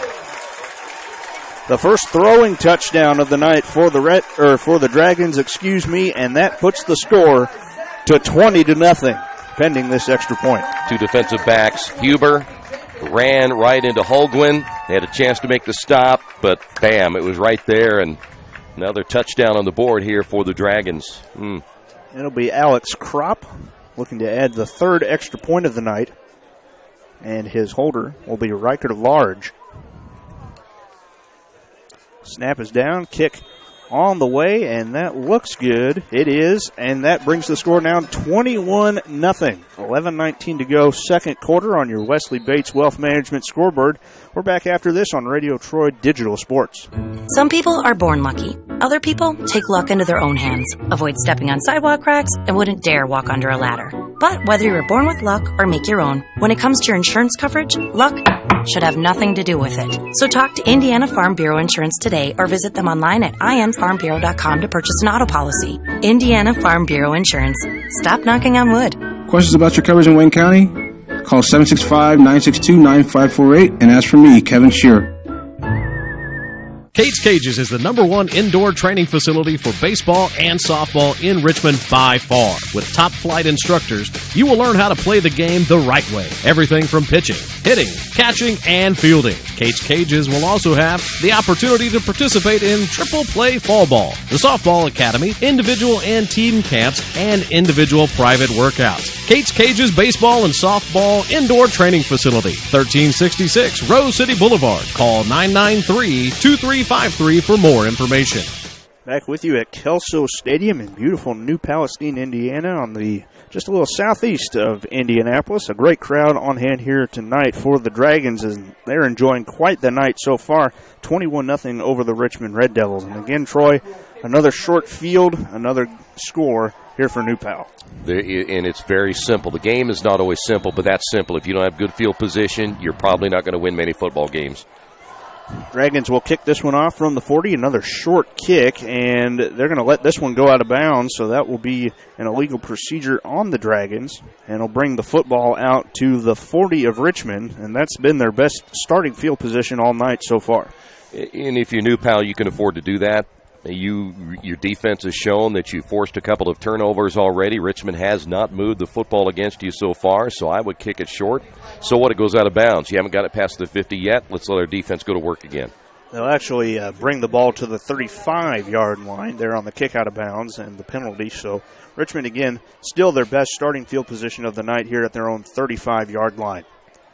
And we haven't really, Troy, seen much variation for Richmond in their offense, but at the same time, New Pal really hasn't switched up their offensive sets either. They're really staying with 3 to 4 wide receivers, sometimes 3 to one side, sometimes they split them with 2 to each, but with New Pal, it's really working well for them. Yeah, you're in a comfortable situation now, at least early. You can do some different things, too, and I wouldn't be surprised you'll see some different formations, things that they'll want to work on if Richmond doesn't get back into this pretty quickly. Curtis comes out with trips to the right. Here to the short side for Richmond is Tremel Carpenter, number 3. Curtis will get the snap, rolls right, throws. That one a little behind, but caught. There to the far side. That is number 12, Alex Snediger on the catch. And that'll bring up second and about 8 here up to the 37-yard line. And Troy, it doesn't look like a whole lot of sense of urgency here from Richmond. Usually they like to keep the foot on the gas pedal even if it's a small positive gain. Well, I think they're going to try to take a little baby steps right here and make sure, first off, that Curtis is comfortable still throwing the football. As you said earlier, has been off the mark, and they've got to get him into a comfortable position. Here's a handoff to the sweeper out of the shotgun. That is number 4, Cody Reese, on the carry, and he'll pick up the first down just past the 45-yard line of Richmond. Mark it just shy of the 46. Well, Reese didn't play much last week. Get a chance to see what he can do tonight without Jones being in the lineup, and certainly a run like that will keep you in the lineup more often. Richmond again staying with trips to the far side. Carpenter, the lone receiver, down here on the near sideline. And it is Wyatt Bird just to Curtis's right in the shotgun. Bird will get the handoff, finding some space just past midfield and into New Pal territory for the first time to the 49-yard line. And that's a gain of 5 for Wyatt Bird. Yeah, Bird did a nice job finding that hole on that left side. You could see his eyes even from here. He's looking up, trying to decide where he wanted to go and follow those blockers. And you have the big tackle, Colton Davis, on that side, and Van de Vanders on that left side as well. Did a nice job. 2 receivers to each side now. Deloney in motion. He'll get the handoff on the sweep to the right, but not a whole lot there. Great swarming by the Dragon defenders. That's going to be a loss of maybe at least 2 yards, maybe 3 for Gerald Deloney on that sweep. Just never could quite turn upfield there and really ran a whole lot of yardage for minus 2 yards. You know, Eric, you got to start going north and south, and especially north. And we've been going south a lot on that running game, trying to get to the outside. It's shown right now we just don't have that kind of speed to get to the outside against this defense. Back into Richmond territory at the 49-yard line. 3rd and 7 with 9:10 to go in half number 1. 21-0 New Pal over Richmond. This time they'll go trips to the near side. Curtis sets up the screen. Caught out on the outside by Deloney, and he'll be just shy there at about the 47, maybe 46-yard line, only about 2 yards shy of the first. Troy, in this case, do you think the Devils will go for this, or do you think they're just going to go ahead and punt the football? Well, it looks like they're not bringing the punting unit on. Deloney's your punter. He's in formation. This is a gutsy call right here. Trips down low. Curtis in shotgun, Bird to his right. Tries to draw him off with the hard count. Does not get any reaction yet. Red Devils looking to the sideline for the play. 10 now on the play clock. I think you punt it away. You're going to call a timeout here and punt it. You don't want to give them a short field again. At least make them drive 80 yards if you can. And now we have a flag on the play. It's going to be a delay of game on the Red Devils here, but that, again, may have just been to give them some room to try and punt this one away. Again, I'm with you, Troy. I think the safe bet would be to punt the football in that situation. It's too early in the game. Even though you're down 21-0, I know you got to take chances, but in that situation, I think the best option is to punt the football. You know what, Eric? I'd like to see what my defense can do without having their back against the wall. Just at least one time in the first half. Yeah, and if Deloney can get off a decent punt here, it'll be the first drive, I believe, for New Pal in their own territory. Yeah. So that's going to be a good plus for them. Nice little positive to take away here for the Richmond defense. And now Richmond has to call a timeout with 7:55 to go in the second quarter. Red Devils take a timeout facing 4th and 8 from their own 48. We'll take a break here on Radio Troy Digital Sports. Hello, my name is Kyle Schwarzkopf. I'm the manager of Kyle's National Road Auto and business in Richmond since 1979. We employ ASE certified technicians and we have over 80 years of experience. We work on all domestics and most European and Japanese cars. Give us a call at 966-1555. Kyle's National Road Auto Service. My name is Kyle Schwarzkopf, and I approve this message. Back with you from Kelso Stadium in New Pal, Indiana. Richmond facing 4th and 8 now after the delay of game. Moves them back into their own territory. Again, at the 48-yard line, they're going to punt this one away. Deloney back to take the snap. A couple of returners back for the Dragons. Number 21, that's Jenkins. And number 6, Brody Luker. Pretty big line splits there for Richmond. Snap gets back, and Deloney gets off a nice punt. Takes a Richmond bounce. It's in the hands of Luker. Makes a man miss up to the 25, and that's about where he's brought down. Good special teams tackle there for Richmond from Julian Holguin. That's starting DB tonight for the Red Devils. So your football is now for the first time inside the 30 on a drive for the first time for New Pal. Defense, get a stop right here. Give your offense a chance for some good field position. And like you said earlier, you're only going to get this a little bit at a time. Don't try to rush too much. Exactly. There's no 21-point play that I know of, at least in the game of football. But might be in the CFL, but I haven't watched CFL in a while. So. Oh, man. That's like arena football on steroids, I'll tell you that right now. No kidding. So fast. 1st and 10 for the Dragons. Handoff this time goes to the near side. And that is Canfield. He's got wide open space down the near sideline. He's to the 25, the 20, breaks a tackle, stays in bounds, and that's another New Pal touchdown. Not only, Eric, the Red Devils didn't contain to the outside, which they didn't last week against Connorsville at times. Their blocking was excellent. He got some blocks at the line of scrimmage, and once he got into the second level, he was gone. There was only a few men that could have stopped Canfield there on that run, but again, some missed tackles there for the Red Devils as well, and that certainly didn't help matters, but great balance there by Canfield as well at about the 20-yard line. He could have gone out of bounds there had he not had some great balance. Drops kick on the way, and that looks good again. Actually, no, it's missed. So the score remains here at Kelso Stadium, 27-0. The New Pal Dragons leading the Richmond Red Devils.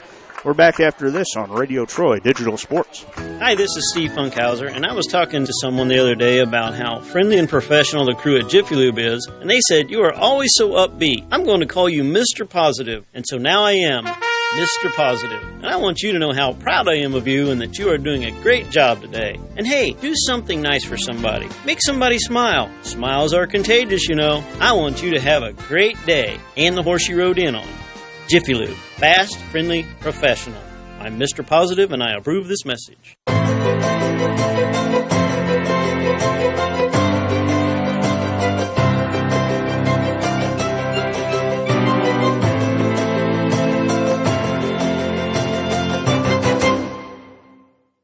Back with you in New Palestine, Indiana. The Dragons of New Pal High School leading 27-0 over the Red Devils of Richmond.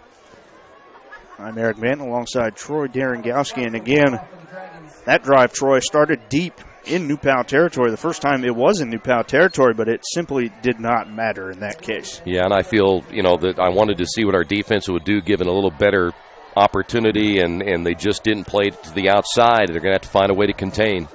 Squig tip by Gropp. This one fielded by Cody Reese.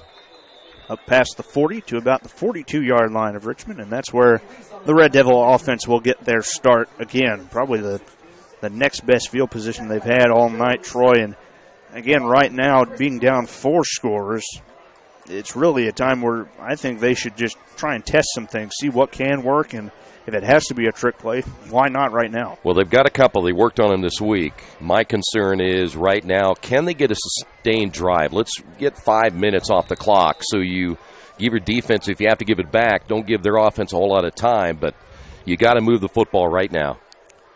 Trips to the near side. Curtis gets the snap, looking to throw. Throws, caught by Reese. He's got it up to the 45. The 40 makes a man miss to the 35. The 30 for Reese. Down to the 20 and pushed out of bounds. The best play for Richmond all night. A great pass from Brandon Curtis to Reese. And that gets it all the way down to the New Pal 20, a first down. Well, I'll tell you what, Reese did a nice job holding on in traffic, too. He had a couple of linebackers just waiting to lay one on him, and he did a great job in concentration. And boy, if you needed something positive, that's what you needed right there. I think Cody Reese is definitely solidifying his place on this roster right now with the way he's been playing so far tonight, not just in the receiving game, but the run game as well. Handoff this time goes to Bird, and, man, he is just thrown down like a collegiate wrestler, just shot, or just inside the 20, rather.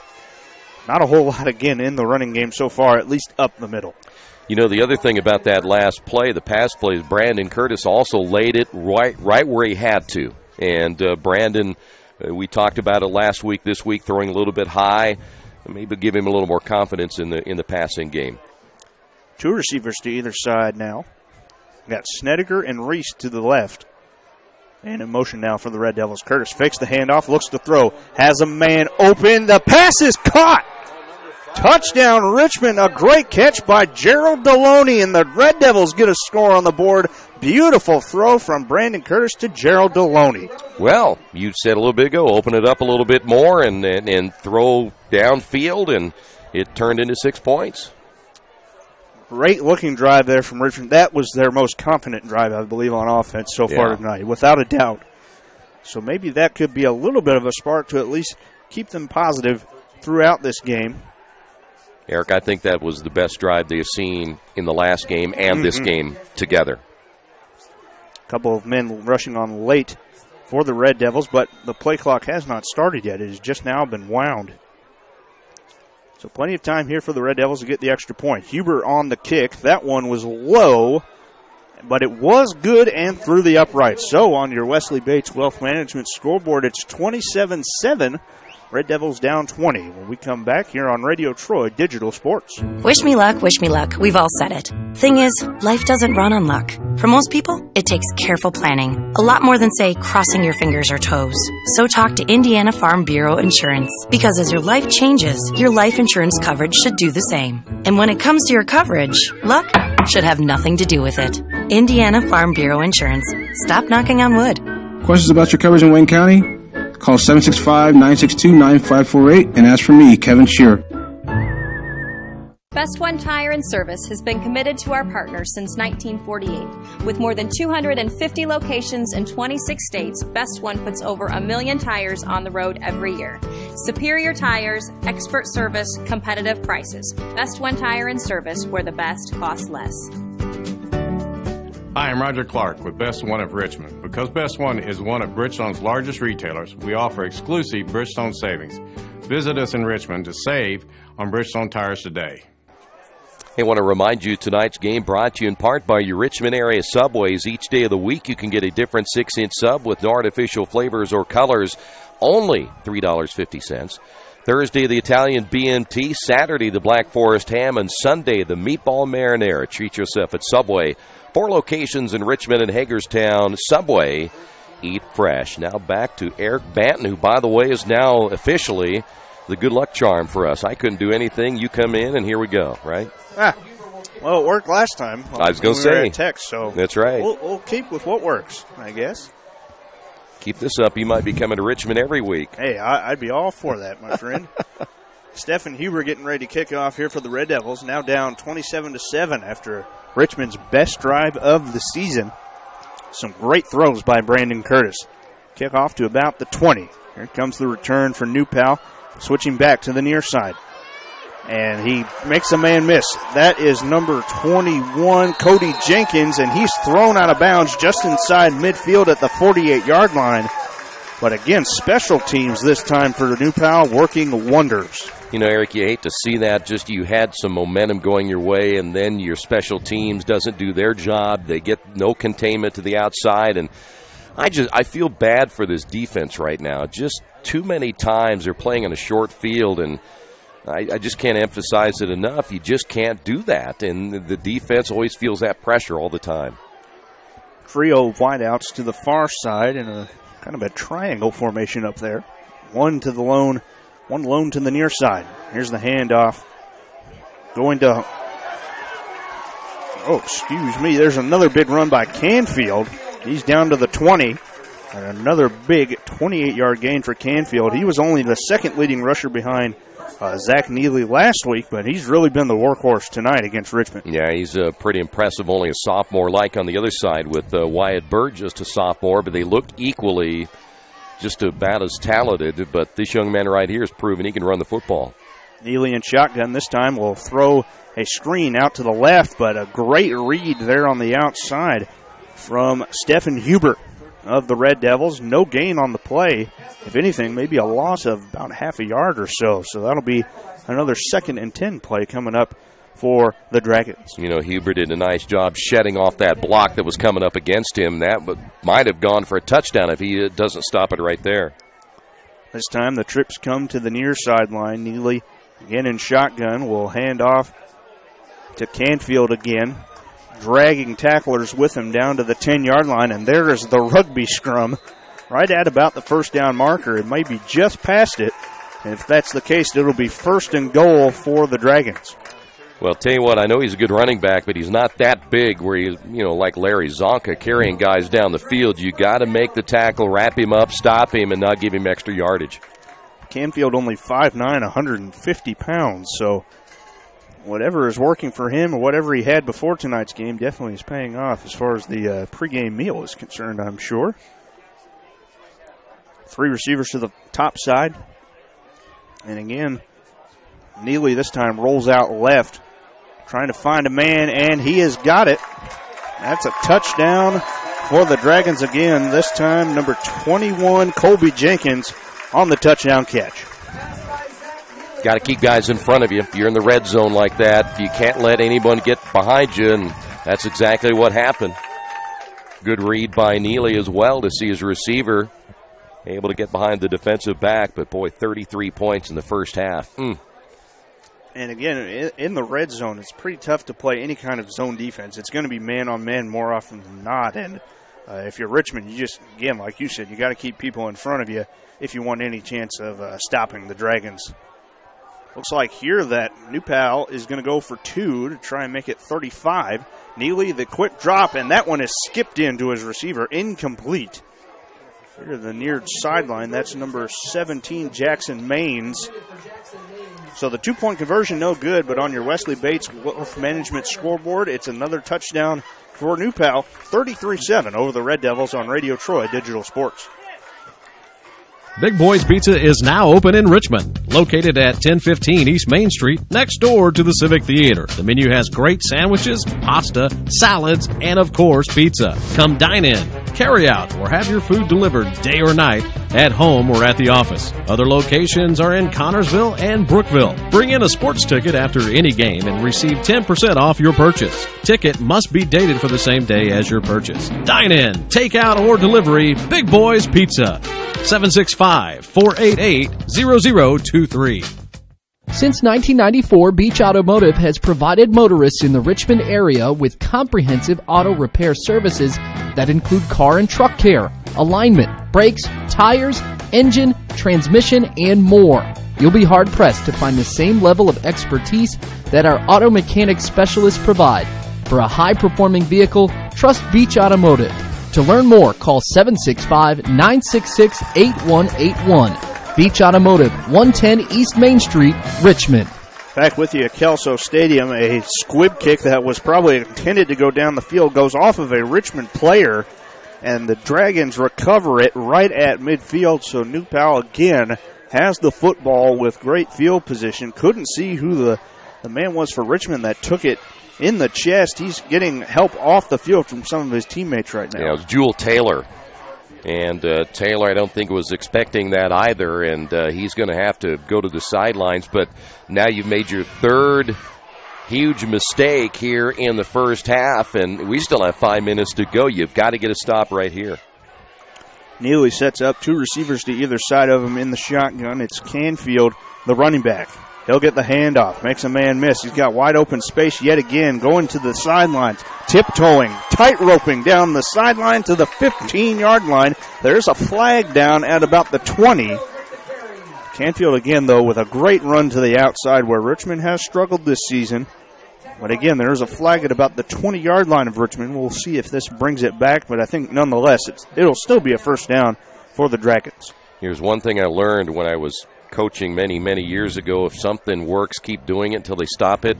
I think that's what right now you're looking at New Pal. If you can't beat, you can't stop us to the outside, why should I stop myself? And they've had just excellent, Dragons get called for the penalty, but nonetheless, they've been able to run to the outside. I think they feel they can do it all night long. That penalty brings it back to the 30-yard line. But again, that still results in a first down for the Dragons on that great run by Canfield. It's probably a good thing that he went that far to still give New Pal a first down. Yeah, Richmond's got to get a stop right here. They cannot give up 40-plus points in the first half and think you're going to be in the ball game in the second half. Trips to the left. Neely gets the snap, looks to throw, has time, has a man out onto the near side. That ball is dropped, and a big tackle after that drop from a Richmond defender. That ball was on target for Neely. It was looking to go to Colby Jenkins, but bounced in and out of his hands, and he got a surprise after he had that drop. Colby was thinking, get the football after I run down the field a little bit. We got a timeout. Richmond's going to get a timeout. We'll take a timeout as well on the Wesley Bates Wealth Management scoreboard. Red Devils trail this one, 4:35 remaining in the opening half of play. 33-7. It's summertime, the kids are home, and traffic on your carpet is pretty heavy. Let Georgia Direct install stain-proof, waterproof carpet that's easy to take care of and gives your home a fresh new look. Georgia Direct has great-looking carpet, colorful tile, beautiful hardwood flooring, and more. And for the kitchen, the Georgia Direct showroom features lots of new cabinets and design ideas. Georgia Direct in Richmond, National Road East, exit 156A, just off I-70, next to Red Lobster. For price, selection, experience, and service, it's Georgia Direct. 4:35 left in the first half. The New Pal Dragons on top 33-7 over the Richmond Red Devils here at Kelso Stadium.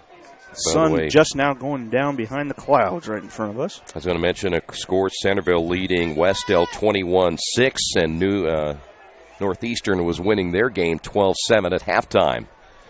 A couple of scores from around the area. Excellent job so far for Centerville and head coach Paget, who came in last year really trying to turn that program around, and so far has had them very competitive. Backup quarterback in now for the Red Devils as the handoff goes to Canfield. It goes nowhere. No gain on the play. It'll be third down That looks to be number 5, Eric Raudebusch, the backup quarterback in now. He's also the punter here for the Dragons. Well, I'm trying to look on the sidelines. I don't see Neely that, whoever he might be, that there's an injury situation here. I see him on the sidelines, Troy. There, he looks to be okay, but Raudebusch is going to get some time here. That's well overthrown. Looking to number 81, Cade Large, the receiver there. That'll bring up 4th down and 12 from the 32. With the way New Pal has been having some success here, you might see him go for it again. It's at that awkward distance for field goal or punt. Yeah, I'm up 33-7. No need to punt it here. Holgun, by the way, had pretty good coverage on that last play. Dragons will set up with a flanker on the left side of the line. Man in motion, he'll get the handoff. Going to the outside, it's Jenkins, and he is upended very well. There's a late flag. I wonder what that'll be for, but that was a great stop by Richmond if this hands up. I think it's going to go against New Pal. Might have been a block in the back. That receiver on that side came up a little bit late, but that was a great defensive play that time by Stefan Huber as he came up to make the stop. Yeah, Huber made a great tackle. The only thing I was worried about is him driving that man into the ground. You know, in the NFL, they're starting to crack down on that a whole lot, and was very lucky that the flag was not against the Red Devils there. But again, that's another stop on 4th down. I think it's their 2nd so far tonight on 4th down. And boy, did they need it right there as Richmond will get the football back, but we're still 3:56. You again, back to that sustained drive. You may not get points out of this, but don't give up any more. And Curtis has had a lot of time there on the sidelines to kind of cool off and hopefully stay fresh there. He lines up in shotgun, 2 receivers this time to each side. The throw coming back to it was number 12, Snediger, but he'll go nowhere. Absolutely blasted for no gain, if anything, on the play. Well, Snediger, not the fastest guy in the world, probably more of a slot-type receiver. Doesn't get a whole lot of reps in practice because he's your backup quarterback. And, again, the Red Devils without Trayshawn Jones, so kind of a new area for Snediger here tonight. 2nd and 9. Snediger did gain a yard on that catch. Curtis in the shotgun will hand it off this time to Bird, and great swarm tackling there at about the 30-yard line. Looks like number 9, Luke Ely, was in on that tackle as well. You know, Eric, and we talked about this in the pregame a little bit, this is not a big defensive front for New Pal, but they're very quick. And those guys, they know how to clog up those holes and let the linebackers and those guys that roam back here in the defensive backfield do their job. Yeah, and if I could equate it to anything, it kind of reminds me of the old Colts defense under Tony Dungy. They didn't have the biggest guys on the defensive front, but their linebackers and linemen were very, very quick. Here's the pass out to Deloney. He makes the catch, makes a man miss. He'll get the first down up to the 40 and now up to the 45-yard line. A great conversion, and Jarrell Deloney made that play happen after the catch. Well, we've seen Deloney making us a couple of nice catches tonight. You mentioned earlier with Cody Reese, 2 guys that didn't see a whole lot of footballs thrown their way. In fact, Reese, I don't think, got one thrown to him last week, and coming up with a couple nice receptions here tonight. And, boy, might solidify their position in the offense, and who knows, you know, you love Trayshawn Jones and his size and everything, but you know, you got to stay with the program and do what you have to do to get on the field, and right now those 2 young men out here are doing the job. 12 on the play clock, 2:05 left on the game clock here for Richmond. 1st and 10, all marked at the 44. Curtis will take the snap, a little quick throw out to the left, and that one is caught, but again, with the knee down by Reese, that'll stop his forward progress, and it'll actually result in no gain there for the Red Devils. You know, the Red Devils, they practice predominantly on the turf. A little different coming in on if you're playing on grass as opposed to turf. They're not as fast, and we all know that, but I don't think they practiced a whole lot this week on grass. Richmond trying to keep things going here as we close in on a minute and a half to go in half number 1. Curtis takes the snap, rolls out to his right, looking to throw, tries to find a man, and does. I believe that's Snediger to the outside. We got a late flag here at the 48-yard line. Catch was made around midfield and brought down there. By the way, catch, it was O'Shea Henderson. Henderson is a junior. Here's another guy. Look at Jones and Henderson, two pretty good athletes. Again, Jones not playing here tonight, as the Red Devils will be penalized here. But guys that have just not played football. And so they're pretty good athletes, just not good football players yet. Not meaning they can't be, but they got a long way to go. Penalty there was for an ineligible man downfield against the Red Devils, so that'll back him up 5 yards and make it 2nd and 15 from the 39-yard line. You know, but Abe has gone out and found these guys. Henderson 6'3", Jones is 6'3", two guys that are only juniors, and as long as they do what they're supposed to do, they could be very good next year. Curtis with trips down low, takes the snap, looks to throw, finds Reese, makes a man miss up to the 40, just up to the 42, maybe the 41-yard line, and we've got a whistle here on the play, and that might be a timeout.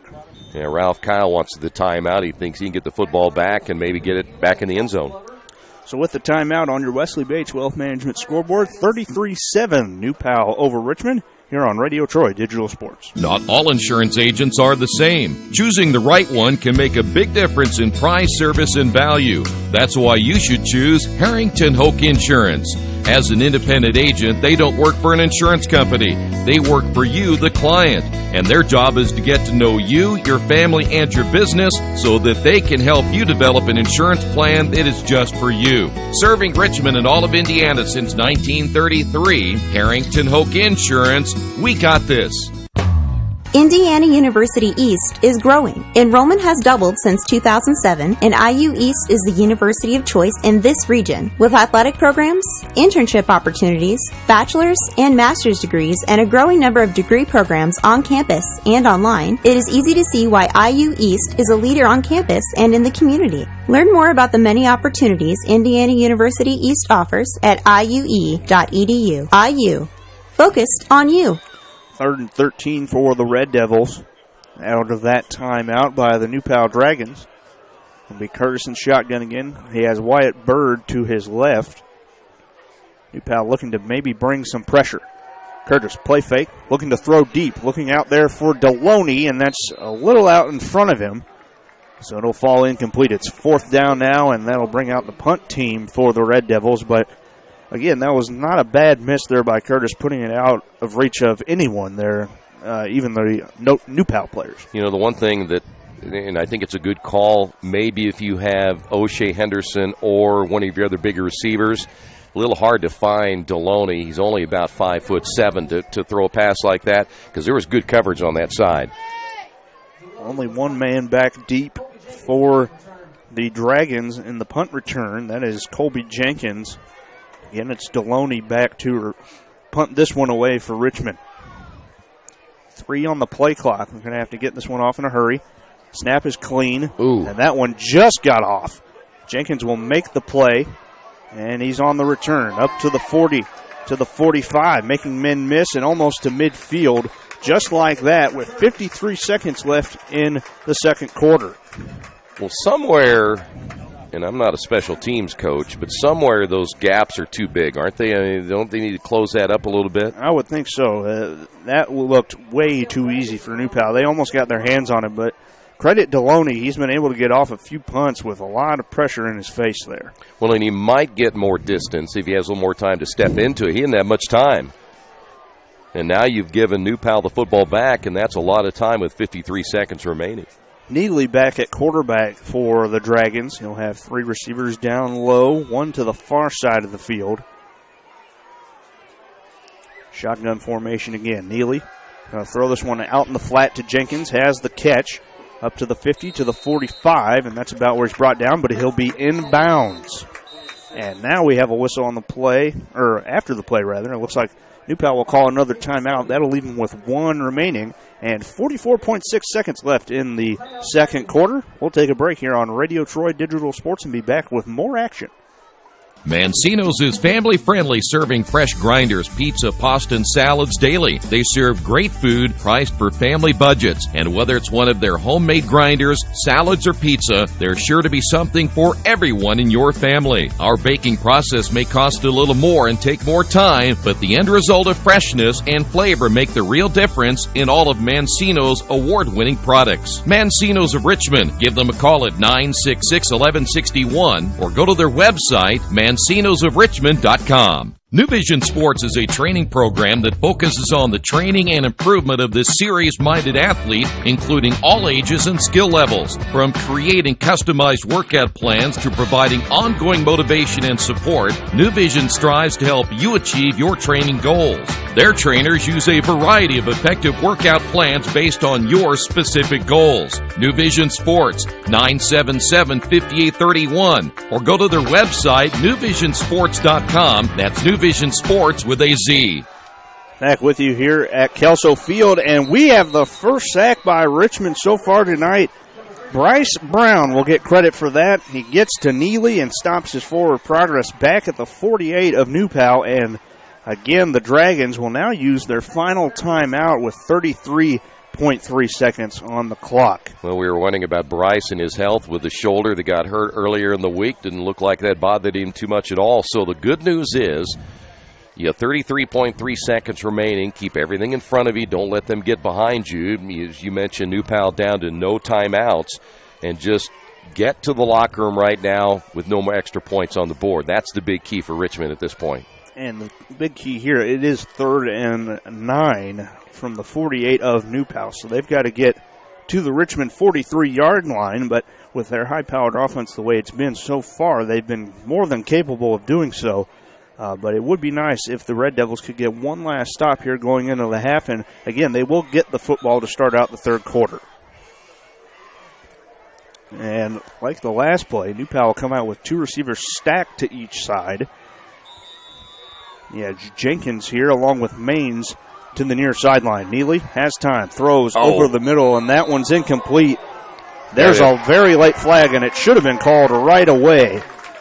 That'll be pass interference on the Red Devils. Number 41, Mikey Vance, will be the man caught for the pass interference. Well, you know, a lot of times we wonder why the flag wasn't thrown immediately. I think the side judge was waiting for the other official to make the call. Had a pretty good, I think we all saw it. Yeah. He got a hand on him, so. That'll result in an automatic first down. It should be 15 yards from the original spot, so move that ball up 15 yards. That will be a first down for the Dragons. 29.5 seconds left in the second quarter. And if my math is correct, that should put them inside the 40-yard line of Richmond. I'll put it down at the 38-37 now. Again, 1st and 10 for New Pal. This time they've got one tight end to the left side on the line. And we've got whistles now on the field. It looks like they're going to, looks like we have one last timeout. It's going to be Richmond taking the timeouts, and now both teams with no timeouts left in this first half. We'll take a break. On your Wesley Bates Wealth Management scoreboard, it's New Pal 33, Richmond 7. As an internet service provider, Parallax Systems offers reliable residential high-speed internet service and business service. With a fiber backbone reaching over 150 miles, we have created a multifaceted delivery system. Our dark fiber leasing has proved beneficial to public and private sectors alike. Parallax serves Wayne County and surrounding areas. Parallax Systems, when speed matters. A division of Richmond Power and Light.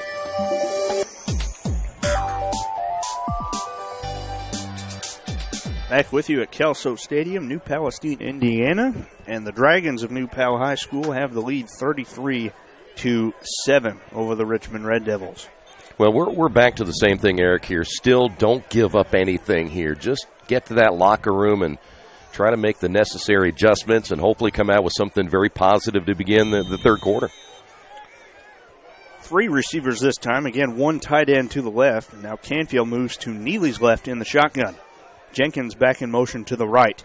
Neely gets the low snap, fields it clean, has time, throws down the field. Great catch down the field from J.T. Hoffman.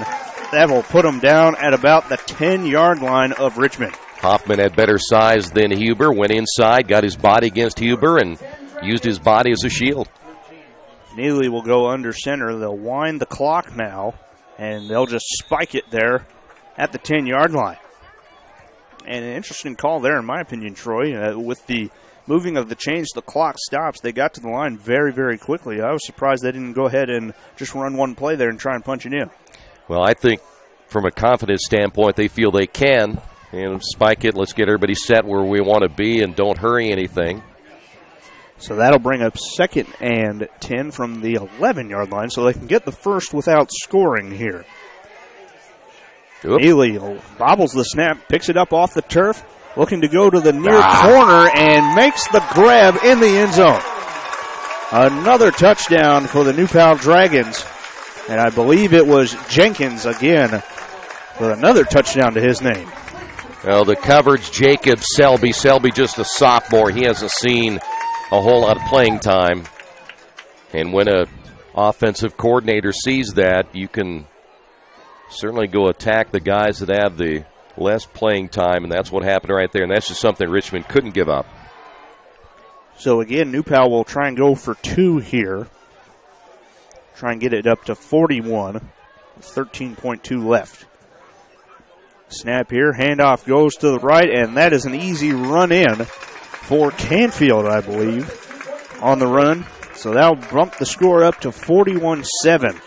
New Pal with the lead on your Wesley Bates Wealth Management Scoreboard. We're back on Radio Troy Digital Sports after this. The Purdue Polytechnic Institute in Richmond is part of a statewide network that offers the same technology degrees available in West Lafayette. The benefit of earning your degree at the Richmond location is that the campus is small enough to provide you with dedicated one-to-one attention while you earn your degree from Purdue University. Purdue Polytechnic of Richmond. Give them a call at 973-8228 or go to their website for more information at polytechnic.purdue.edu. Eric, I got to ask you, you're going to go into the locker room. You have a huge, huge deficit that you're going to have to try to – I don't think there's any mistake. Let's don't kid ourselves. I don't think the Red Devils have enough firepower offensively to come back in a game like this. But you got to make this a positive before you go into conference play next week. Yeah, definitely. And, again, Richmond has not scored in double digits. Well, they've only done that once, and that was back at Leibold Field. So they're going to definitely have to try and take some positives out of this. Another line drive kick hits a Richmond player, but it is fielded this time. I believe that is Bryce Brown who came up with the football there at about the 41-yard line. So Richmond has the ball now with 10.9. I can't imagine they're going to try and run any kind of plays. They may just take a knee and head into the locker room. Yeah, here. that'd be the best thing to do right at this stage. And you know what? There was no doubt about it how tough this was going to be tonight, Eric, and nobody was kidding themselves that when Richmond lost last week coming in here, they knew it was going to be an uphill battle. But, boy, you got to really fight now in the second half. So Curtis out there to take one more snap. He will, and take the knee. That'll get us to halftime. 41-7. New Palestine showing the offensive firepower, leading the Red Devils of Richmond. We're back with a halftime show and a little bit of a recap of half number 1 and maybe a look forward to the college football season that'll be kicking off in no time. We'll be back with that on Radio Troy Digital Sports. At the Reed Orthopedic Center, our physicians and support team devote themselves to helping you return to a healthy and active lifestyle. Our expertise includes shoulder, elbow, foot, ankle, hand, wrist, hip, and knee injuries, as well as pain management and rehabilitation, and school athletic training programs and sports medicine. We are committed to providing you with the best possible orthopedic treatment that we can. To request an appointment at the Reed Orthopedic Center, call 765-935-8905. For over 30 years, Reynolds Plumbing has been keeping the Richmond-Wayne County area running. Whether on commercial properties, restaurants, or residential, they've done quality plumbing, heating, and air work for thousands of customers. In a small town, a company like theirs cannot stay in business for as long as they have without being very good at what they do. It's not just about quality work, it's about customer service. If that's the kind of experience you want on your next plumbing or HVAC job, then Reynolds Plumbing has you covered. Call Reynolds Plumbing today at 966-0994. For over a century, Richmond Power & Light has been providing safe, reliable energy to the citizens and businesses of Richmond and the surrounding area. Through their dedicated and talented employees, they are advancing their tradition of exceptional service through new technology, training, and efficiency in everything they do. Richmond Power & Light provides reliable, low-cost energy and technology services in a customer-focused, environmentally responsible, safety-conscious manner. Richmond Power & Light. Together we make powerful partners. The Purdue Polytechnic Institute in Richmond is part of a statewide network that offers the same technology degrees available in West Lafayette. The benefit of earning your degree at the Richmond location is that the campus is small enough to provide you with dedicated one-to-one attention while you earn your degree from Purdue University. Purdue Polytechnic of Richmond. Give them a call at 973-8228 or go to their website for more information at polytechnic.purdue.edu. Since 1994, Beach Automotive has provided motorists in the Richmond area with comprehensive auto repair services that include car and truck care, alignment, brakes, tires, engine, transmission, and more. You'll be hard-pressed to find the same level of expertise that our auto mechanic specialists provide. For a high-performing vehicle, trust Beach Automotive. To learn more, call 765-966-8181. Beach Automotive, 110 East Main Street, Richmond. Hi, this is Troy Darengowski from Radio Troy Digital Sports. You know what, staying in shape isn't always the easiest thing to do. So to help assist me, I work out in just one place, that's Family Fitness. I can do everything from lifting, body pump, kick fit, body flow, kettlebell, Zumba, CrossFit, and more. So if you're looking for a great way to stay or get into shape, check out Family Fitness Works in Richmond. Give them a call at 935-9191 or go to their website, familyfitnessworks.com. It's time for the Commissioner's Corner, an exclusive weekly update from the IHSAA Commissioner himself, Bobby Cox. Now for the inside scoop on what's happening day to day with the IHSAA. Here's Coach Bob Lovell with Commissioner Bobby Cox. Welcome back, everyone. I'm Bob Lovell. Time for our weekly conversation with the Commissioner of the IHSAA, Bobby Cox. Bobby, we're one week into football. A lot going on, obviously, Friday nights around the state, but some big things in the IHSAA office, some announcements. Number one, softball moving to Purdue University. The softball and baseball has been realigned. Those are two big topics that were just recently announced. Take me through the process of having the softball tournament relocate to West Lafayette and Purdue University. Well, Bob, we're excited to take our state championships in softball to Bittinger Field at Purdue University. We have been at Ben Davis for the last 12 years, and Ben Davis High School and their administration did a wonderful job of hosting that tournament over those many years. But quite honestly, the softball tournament's grown to a place where we need a larger venue. And before when we went to Ben Davis back in the day, there were not great college venues in our state, and now there are. And we had conversations with Purdue and Indiana University about hosting our softball tournament, and the executive committee's made the determination to take this to Purdue, and just a tremendous facility up at Purdue, pretty much brand new, built in 2015.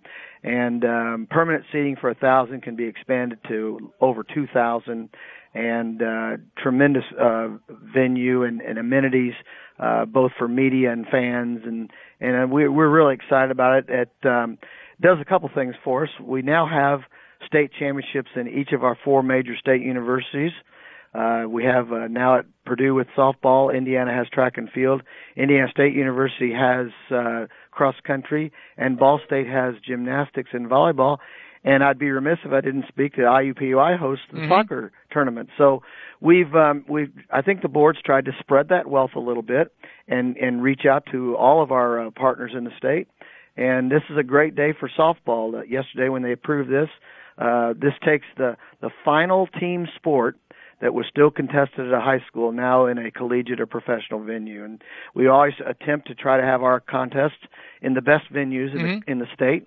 And this is another opportunity to do that. So We're excited about softball, and we're looking forward to going to Purdue next spring. Speaking of softball, realignment, softball, baseball, a little different than realignment for other sports. Am I correct? It is correct, Bob. We have historically realigned all our team sports in the month of March and presented that to the executive committee for their approval at the March meeting.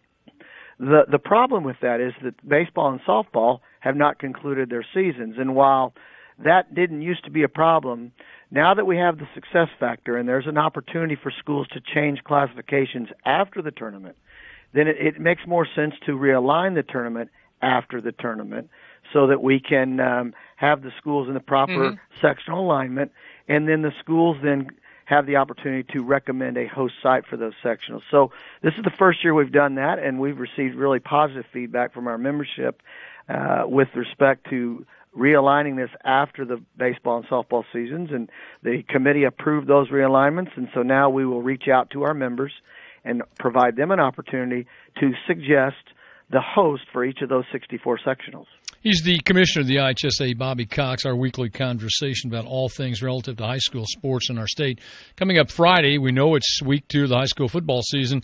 Inside Out Coaching Initiative, a cooperative effort between the IHSAA and a great number of other entities, including the Indianapolis Colts. I know you're excited about this situation. I'm very much excited about it, Bob. This is an opportunity for us to change and transform coaching of education-based athletics in our state. The Inside Out Initiative is based upon a book written by Joe Ehrman, former Baltimore Colt, and Jody Redmond, who is the executive director of the Inside Out Initiative.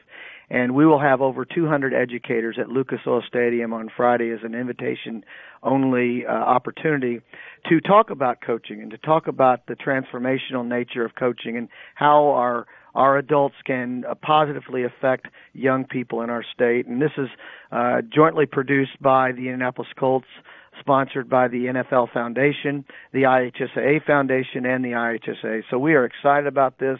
This is going to be the start of something really special in the state of Indiana, where we truly reach out to the adults that are working with our young people and really create some intentional and purposeful conversation about how we coach young people and what we're trying to achieve. He's the commissioner of the IHSA, Bobby Cox. Bobby, it's always great to talk to you. Thanks so much for the time. Have a great weekend. Thank you, Bob. You too. Little Sheba's Restaurant and Zini's Place. Come join us in Richmond at 175 Fort Wayne Avenue or at our newest location in Centerville at 129 East Main Street.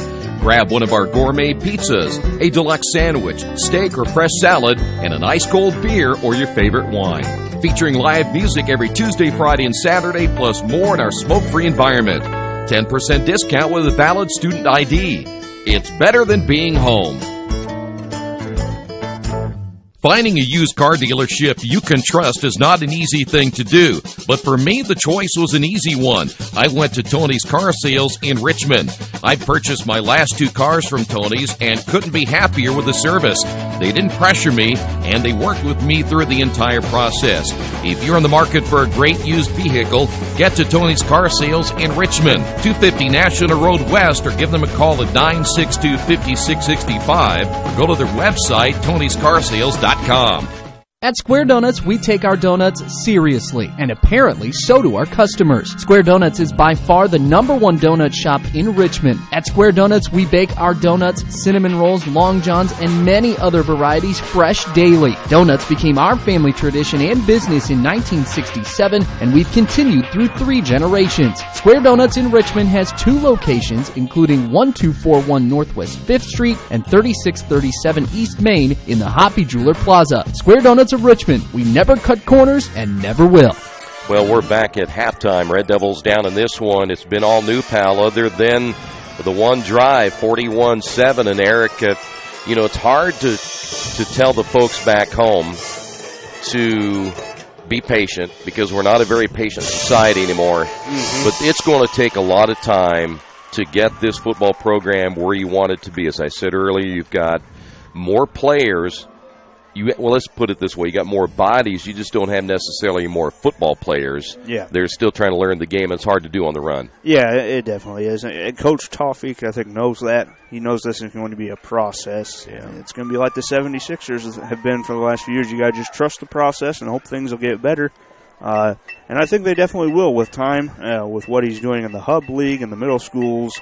I see a bright future with him as the head man here of the Richmond Red Devils. And will it show immediately this season? That's to be determined, I think. But I think maybe in a couple of years, this could be another competitive football team again.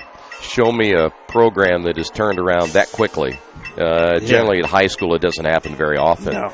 But the one thing the Red Devils tonight that I'm a little disappointed in is when you can't get that offense going, and this is back to the field position aspect of it, you can't put your defense out there time and time again on a short field and expect to come out on top. Yeah, New Pal has had way too many chances in Richmond's side of the field, I should say, all night long. It just has been Richmond with their backs against the wall all night, with the exception of one drive or so, and even then, New Pal scored from their own 25-yard line on that play. I believe it was Canfield. He just ran right down the field, tight-roped along the sidelines about the Richmond 20-yard line, and it's been all Dragons tonight. Yeah, that last score really hurt the Red Devils. I think from just a standpoint mentally, you needed to keep them out of the end zone for that last time, and that did not happen. This is the Square Donuts halftime report. Thanks for being with us. The Red Devils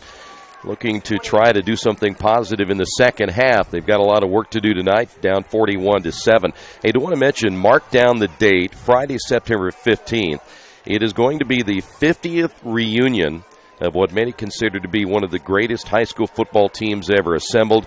The 1967 mythical state champions will be playing Marion that night, and they'll do introductions before the game, dinner provided for all of the 67 players, and so they're hoping to get a good turnout that night. And I think that they shut everybody out except two Dayton powerhouses that year in 1967, so they're hoping to have a lot of fans show up on Friday, September 15th. So mark down that date, and hopefully we'll see you there. So, yeah, that should be a really fun game. Plus, taking on a Marion team that's kind of turned around here in recent years. Yeah, they've done a much better job with their program as well, but it took them a little time to get that thing changed around. Halftime here, and we'd mentioned a couple other scores. Centerville was winning their game. That's our other game of the week. The TEC game of the week was Scott Beeman. Next week, want to remind you that we'll hopefully have Eric joining us up in Fountain City when Northeastern takes on Eastern Hancock. Should be a great game there as well. And, of course, we'll be back home when the Red Devils take on Indianapolis Tech. We'll have all the scores for you coming up a little bit later tonight right here on Radio Troy Digital Sports. If you don't want to stay up late tonight, we'll have them for you bright and early tomorrow morning as well. And we'll have post-game reaction from Abe after the ball game on our Facebook Live. And we'll also have that recorded for you for tomorrow morning as well. We have a lot of football to be played. Stay right there. We'll continue here on the Halftime Report, brought to you by Square Donuts of Richmond. Red Devils trail it 41-7. Summit Computer Systems is a full-service computer manufacturing and support company founded in 1997. They partner with businesses and individuals to provide computer systems, hardware service, support, design services, high-speed wireless internet, network design, and more. Summit Computers, 1427 Chester Boulevard in Richmond. Give them a call at 939-2120. All the amenities you want and the convenience you need. Your next apartment is waiting for you at Chester Heights Apartments in Richmond. Chester Heights Apartments come with 1, 2, or 3 bedrooms with central air, inside laundry, swimming pool, and a new regulation-size volleyball court. Chester Heights also offers convenient access to IU East, Reed Hospital, shopping, restaurants, and more. Call today for specials. Chester Heights Apartments on Chester Boulevard in Richmond, a proud supporter of all Richmond High School athletics. You've got too much stuff in your house or in your business and nowhere to put it all. What do? Here's the answer. Quaker City Storage in Richmond. Quaker City Storage offers various size units for either short-term or long-term storage. You'll get the best rates in town, and you always have 24-hour lighted access to your stuff. Quaker City Storage on Industrial Parkway next to A House Tool. Quaker City Storage is a proud supporter of all Richmond High School athletics. For over a century, Richmond Power & Light has been providing safe, reliable energy to the citizens and businesses of Richmond and the surrounding area. Through their dedicated and talented employees, they are advancing their tradition of exceptional service through new technology, training, and efficiency in everything they do. Richmond Power & Light provides reliable, low-cost energy and technology services in a customer-focused, environmentally responsible, safety-conscious manner. Richmond Power & Light. Together we make powerful partners. For over 30 years, Reynolds Plumbing has been keeping the Richmond-Wayne County area running. Whether on commercial properties, restaurants, or residential, they've done quality plumbing, heating, and air work for thousands of customers. In a small town, a company like theirs cannot stay in business for as long as they have without being very good at what they do. It's not just about quality work, it's about customer service. If that's the kind of experience you want on your next plumbing or HVAC job, then Reynolds Plumbing has you covered. Call Reynolds Plumbing today at 966-0994. The Indiana Football Hall of Fame in Richmond, Indiana was founded in 1973. Its mission is to honor the men and women who have excelled in high school, college, or professional football based on their coaching, athletic ability, citizenship, scholarship, and significant supporting contributions to the game of football. The Indiana Football Hall of Fame includes retrospection from Indiana's prestigious football history from the late 1800s to the present.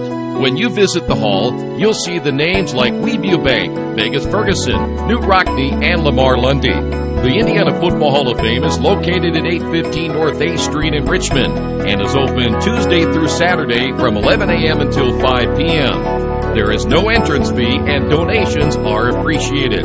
Take time to visit Indiana football history at the Indiana Football Hall of Fame.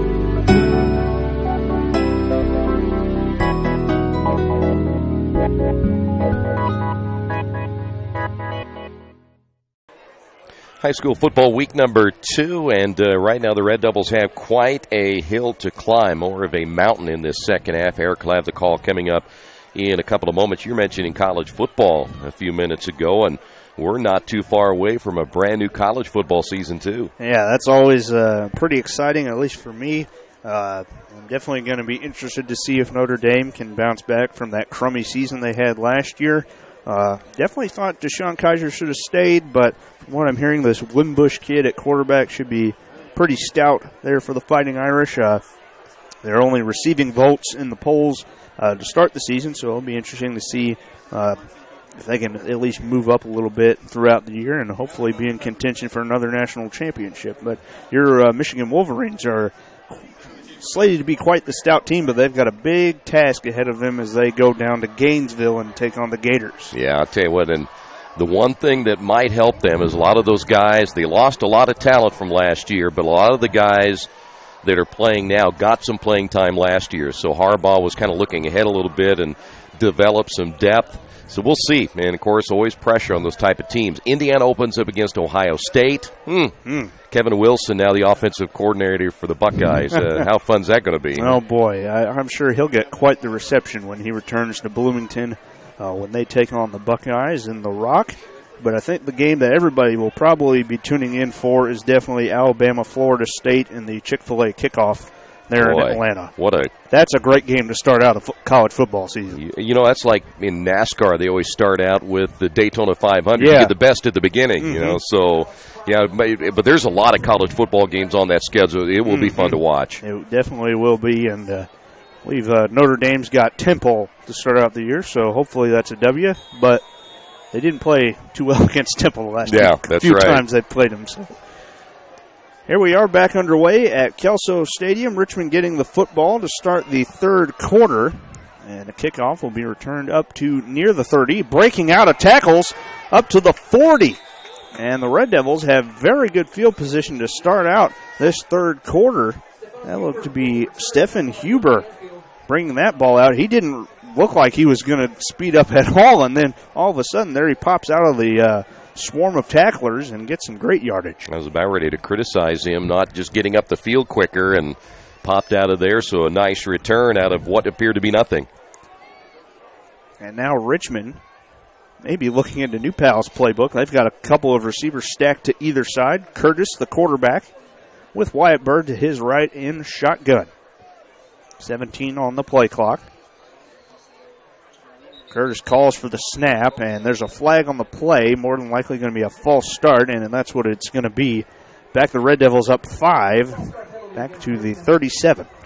You know, I told you earlier that they had been working on some things in practice just to try to maybe change things up in their offense if it were beginning to struggle. Problem is, if you don't get a lot of reps at it, that's the mistake you make. To Richmond's credit, though, Troy, I believe that's like the first kind of false start penalty that they've had on all game. So they have definitely improved in that area. Curtis with a short throw out in the flat.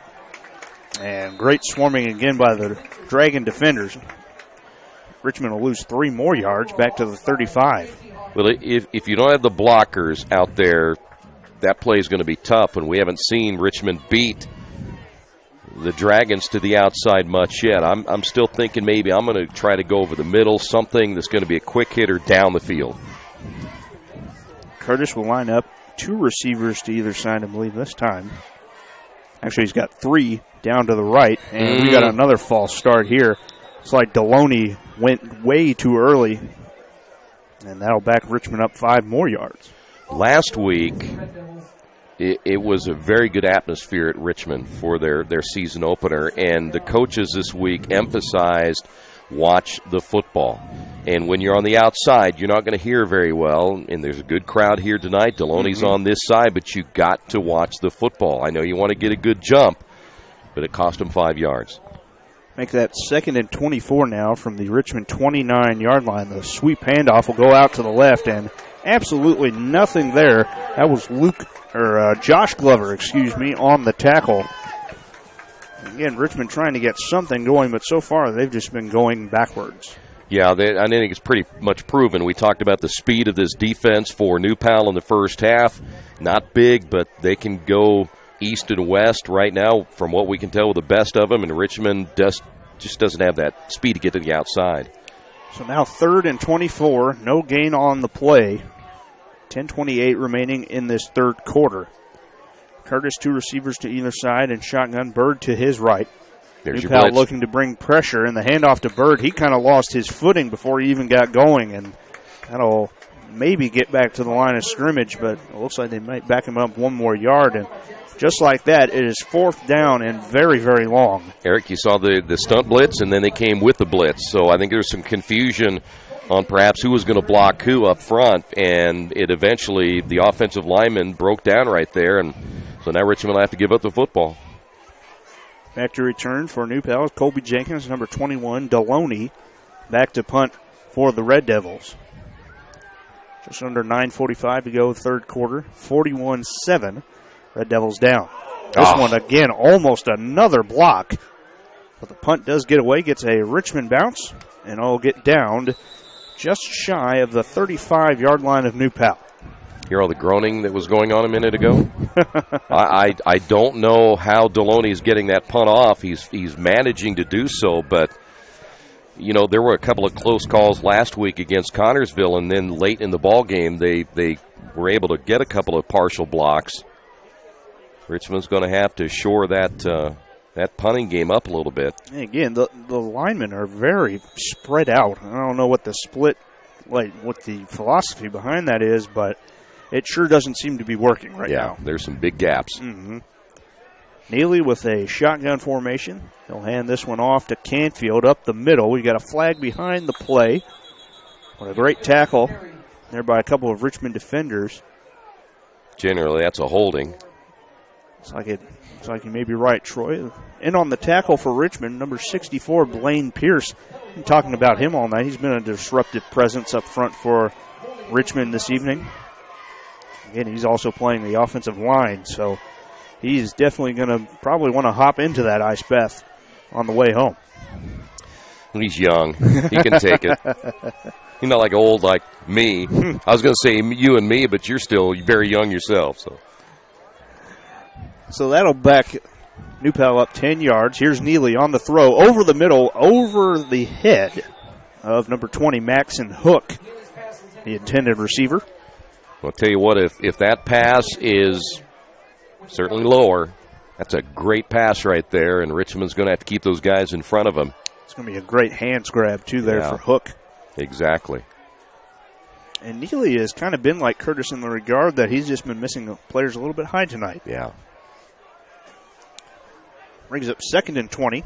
Ball on the 26. Neely going to go ahead and keep this one. Sprint out to the right. Still on his feet. Up past the 35 and near the original line of scrimmage. At about the 37-yard line. It'll bring up 3rd down and 9 for the Dragons. Eric, that was what his brother was so well known for when he ran this offense. And, boy, he got behind those offensive linemen, and he just gained yards by the chunks. New Pal trying to hurry themselves up a little bit now. 3rd down. Neely drops, has time, looks to throw over the middle. My. That one is caught and thrown into a window. Great catch by Hoffman, number 3. And he's into Richmond territory at the 38-yard line. I'm not sure how he got that in there, but that was right on the target. 2 defensive backs there, and he split them both.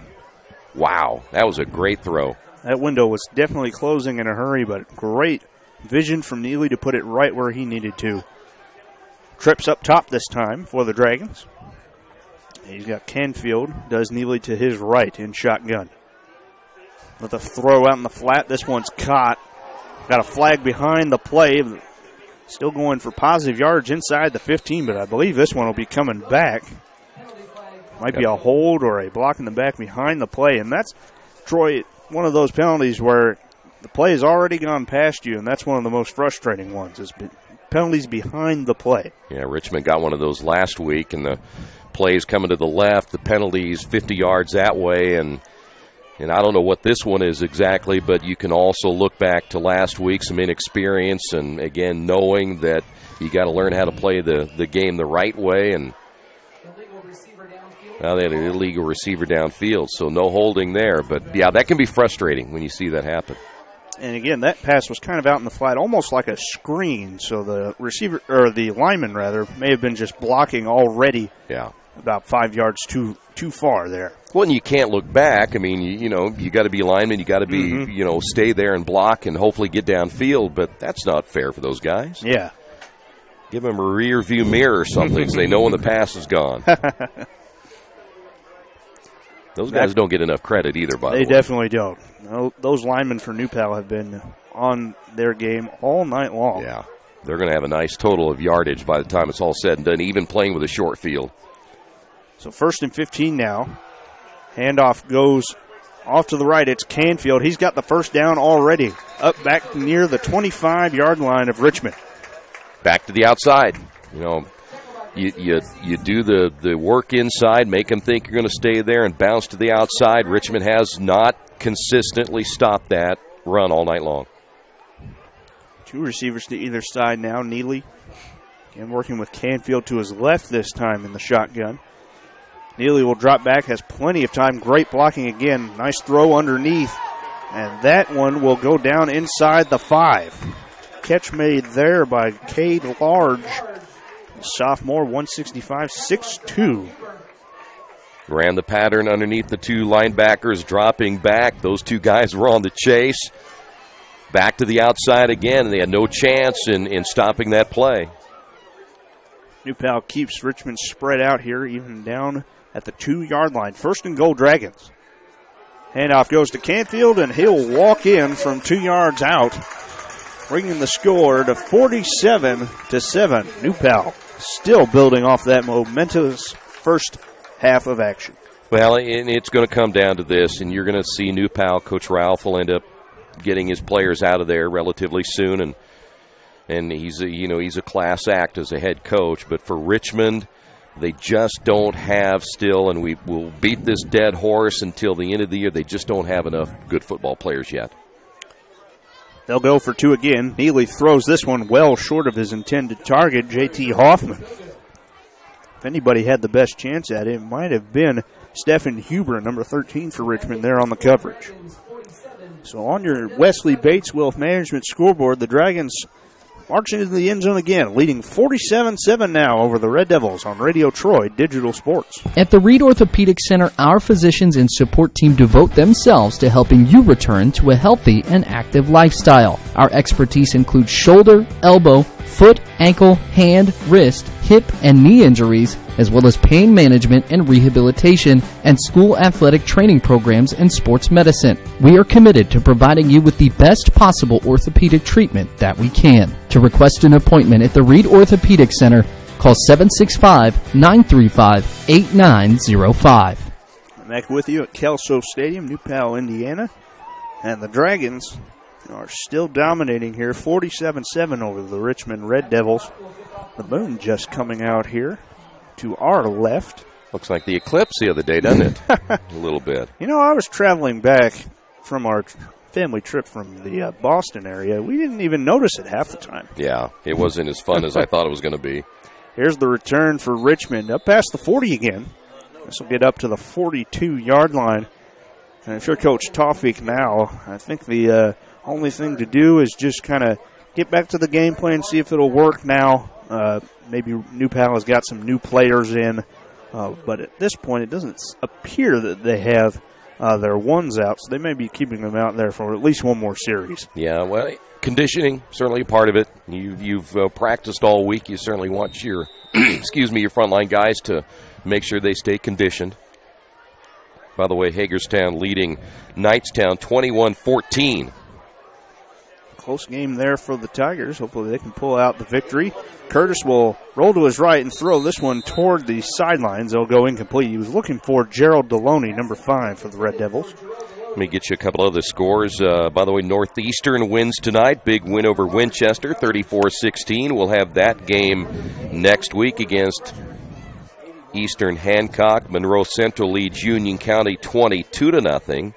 Lincoln tied with Westell at 20 apiece. They're now into the fourth quarter, so nice to see Lincoln get a win tonight if they can pull that thing out. For the Red Devils, they'll go trips right. One out to the far side. Curtis has Bird to his right in the shotgun. They'll give Bird the handoff. He's got some space out to the left. He's got a first down past midfield, past the 45, and move the sticks for the Red Devils. And Wyatt Bird picking up nice yardage for the first down. Just have not gotten him the ball, I think, as much as probably Richmond expected tonight either. Well, I think he's a run between the tackles guy. He's not going to have that kind of outside speed like they would get maybe with Bubba Sanders running the football. So they can get their linemen to give him some space. He'll gain yardage, just not to the outside very much. 1st and 10, 46-yard line of New Pal are the Red Devils. Curtis rolls right, throws out in the flat to Reese. Ball caught, but not very much yardage, if any. In fact, it might go for no gain, maybe a loss of 1 on the play. Reese was met immediately by Jackson Maines there on the tackle. Well, and I know it back home you can't see the defensive backs very much for New Pal. Everybody's playing up because Richmond's not stretching the field at all, so all the players are going sideline to sideline, and they have great pursuit to each side of the football. You're going to have to get some space by going to the north, and that's the only way that's going to happen. Tough thing I saw Reese kind of limping off toward the far sideline, and that's a tough thing to see because he's been one of the better receivers tonight for the Red Devils in the passing game. Trips go to the far side this time. Entering the game was Tremel Carpenter, and the play clock is at 0, so that looks like it's going to be a delay of game against Richmond. Back them up 5, making it 2nd and 16 now. Back into Richmond territory. Well, now, Eric, you're down by 40. You're not going to win this football game. You're looking for the positives, and the one thing you have to do now is you've got to keep your concentration and play good football the rest of the way because you want something going into next week. Again, they'll open up NCC play against Tech next week at Leibolt Field. Pass complete out to Deloney, but he made one too many moves, I think, and he lost yardage on that catch.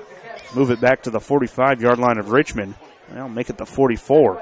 It'll be 3rd and long. Pursuit came to the outside. They had Pursuit inside. He tries to go back to the outside. He probably needs to cut up. And, again, the mentality is you've got to make sure that you're going downfield, not going sideline to sideline, because as fast as you think you are, they've been matching it well beyond our expectations. They'll call this 3rd and 20, ball on the 44 of Richmond.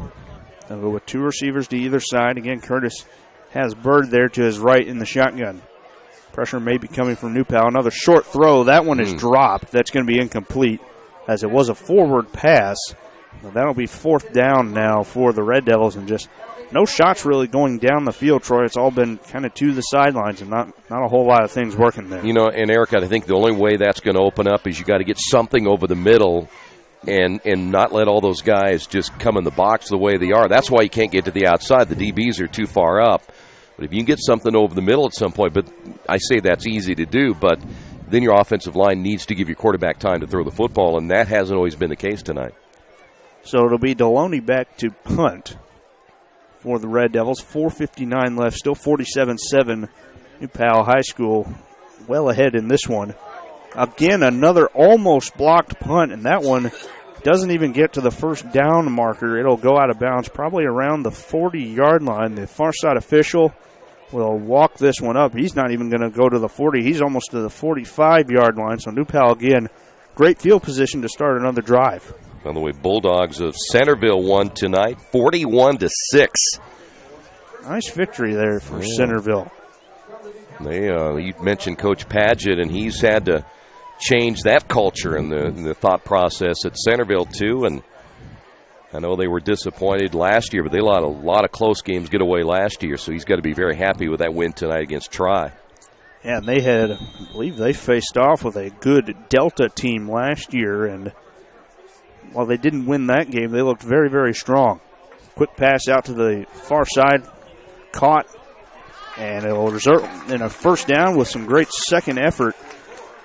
And making the catch there, Jackson Maines on the far sideline. Caleb Ellis on the tackle for the Red Devils. And they'll move the chains again. 1st and 10 to the Richmond 45-yard line. New Pal putting their foot on the gas pedal now. Handoff goes to Canfield. Canfield to the near sideline. Great upfield move there. He'll get another first down to the 34. And again, the runs to the outside proving to be quite fortuitous for the Dragons, as Richmond just does not have that outside speed. Yeah, they lack that speed both on offense and defense to the outside, and they're going to have to find a way to contain. Jenkins gets the sweep handoff and makes a great cut upfield. He's going to go in untouched. Another touchdown for the New Pal Dragons. That'll make it 53-7, pending the point after touchdown. Well, the only thing I don't like about that, Eric, that was way too easy. And Richmond is, again, now I'll be curious to watch when they get off the field what their body language looks like, but you can't let that happen. That was way too easy. On for the extra point again, Alex Kropp. Going to try and make this 54 for the Dragons. Hold down, kick on the way, looks strong, and it's good. So on your Wesley Bates Wealth Management scoreboard, 54-7, I should say. 4:03 left in the third quarter. New Pal over the Red Devils here on Radio Troy Digital Sports. The Purdue Polytechnic Institute in Richmond is part of a statewide network that offers the same technology degrees available in West Lafayette. The benefit of earning your degree at the Richmond location is that the campus is small enough to provide you with dedicated one-to-one attention while you earn your degree from Purdue University. Purdue Polytechnic of Richmond. Give them a call at 973-8228 or go to their website for more information at polytechnic.purdue.edu. As an internet service provider, Parallax Systems offers reliable residential high-speed internet service and business service. With a fiber backbone reaching over 150 miles, we have created a multifaceted delivery system. Our dark fiber leasing has proved beneficial to public and private sectors alike. Parallax serves Wayne County and surrounding areas. Parallax Systems, when speed matters, a division of Richmond Power and Light. Back with you, Kelso Stadium. The kick just underway as that one picked up by one of the upmen for Richmond. Bouncing to the outside, going to the 30 to the 35. And again, too much side to side from Richmond ball carriers. And that'll be another drive starting out. Still decent field position, though, for Richmond. Well, eventually the players will understand that if there's no room, you might as well get what you can get, because they're not beating this team to the outside. No matter how fast you may think you are, you haven't done it so far through almost 4 quarters. So the idea I would always think is at least try to trust your blockers and try to get some positive yards to the north instead of always going side to side. So Richmond will take over. 3:53 left in the third quarter, down 54-7. Carter's still in at quarterback. Newpal looking to tease some pressure there. It looked like we had a man jump off sides for Richmond, but no flag thrown. There's a late flag behind the play as the handoff went to Bird. He picked up some decent yardage, about 3 or 4 yards, but this one looks like it'll be coming back. Yeah, because you had the guy apparently jump, but they didn't see him, but now you're probably looking at a holding. Just 5 yards worse. Yes, it is. So that'll back up Richmond 10 more, back to the 24-yard line. Again, this is not what Richmond needs going into North Central Conference play. Well, they'll take on a Tech team that they escaped from in Indianapolis last season on a last-second Hail Mary play, and hopefully they can get things turned around during this week of practice because they definitely need to show something better. Curtis in shotgun, a couple of receivers to either side, man in motion. He'll fake the handoff to the sweep man, and he'll go to Bird. And he'll get up to about the 26, 27-yard line, making it second and long here. Again, I want to mention Eric will be joining us next week. He'll be up in Fountain City when Northeastern will welcome in Eastern Hancock. That is a 7 o'clock kickoff time, and of course, we'll be back home against Indianapolis Tech next week. I want to thank Bill Goebel. He has stepped in and done a nice job of the cameraman up in Centerville or over in Centerville tonight. He'll be joining you next week as your cameraman. Does an excellent job. 2nd and 18 officially for the Red Devils. Bird gets the handoff again, but that big pressure from the Dragons D-line works again, stopping Bird in the backfield for a big loss. Well, you've gotten to the point now, Eric, the guys up front aren't getting a push at all. And they have got to come off that football and give Bird a chance to run the football. And that's just not happening right now. And the thing that bugs me most about that is they're a 3-man front. You're a 5-man with much bigger players, and you still can't get a push? Subs coming in. Actually, a lineman moving to the left side there. Or it appeared to be. Actually, that was number 14, O'Shea Henderson, moving to the far side. Curtis in shotgun, takes the snap, looks to throw, quick out to the far side, and that's going nowhere. We did have a flag down on the near side. Someone must have moved up front for either the Devils or maybe Newpal jumping off sides. I was watching the blocking on the other side. You get the lineman going out, but O'Shea missed the block. And O'Shea is another inexperienced player, doesn't understand all the intricacies of how to block as a receiver. Big body at 6'3", but he got out there and just missed the guy, went right on by him. Looks like an illegal procedure there against the Red Devils. Newpal will decline the penalty. And that brings up third down. Make that fourth, excuse me. Just over 2 minutes left in the third quarter. And the Red Devils will bring on the punt team. By the way, I did mention Northeastern won that game tonight, 34-16. I guess the message during the practice last night got through to them, huh? I bet it did. When you run that hard for that long, something's got to sink in, I would think. Boy, you're exactly right. I was really surprised when I got there and saw him running. Low snap again, but Deloney gets this one off. Great job there, and Newpal will run away from the football. Saw Brody Luker scampering away, almost getting his ankle there, but downed by one of the Red Devils at the 40-yard line of Newpal. Looks like Hagerstown is winning tonight. They are up 28-14 with 2:27 remaining there, so Tigers on their way to winning. Ben Davis pounded Avon 52-20. That sounds about right. Yeah, Ben Davis doing what they normally do. Doing Ben Davis things.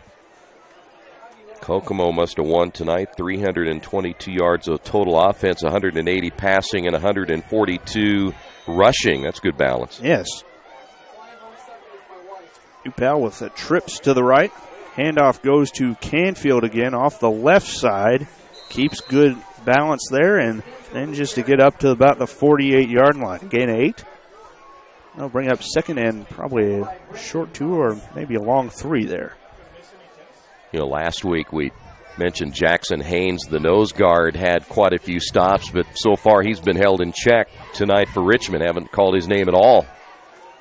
Canfield gets the ball again to the outside, that left side. He's really winning the battle out there. He'll get into Richmond territory just inside the 30. Another first down for the Dragons. Just over a minute left.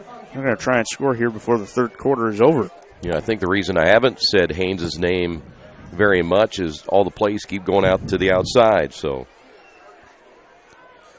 again, trips for the Dragons to the right, but they're going to keep pounding it with Canfield. He breaks a tackle, gets to the 20, stretches out, and may have the first down.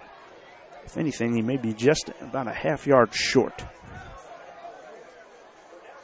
When you talk about that Hagerstown team, they had a tough loss last week against Shenandoah, but they bounced back nicely. Good for head coach Scott Snodgrass, getting the Tigers back to 500 on the season. Yeah, and they shot themselves in the foot a couple of times in that game, too, from what I understand. Here's the handoff. This one goes to number 4, Josh Glover, and he'll get into the end zone. The Dragons put 6 on the board again, 60-7, 29.1 to go in the third. You know, again, too easy. We saw that last play that they scored on, virtually untouched, breaking tackles, and this time it was maybe not as easy as the last run, but now we'll see what this Richmond defense is made up the rest of the way. Crop to attempt the extra point. Hold down.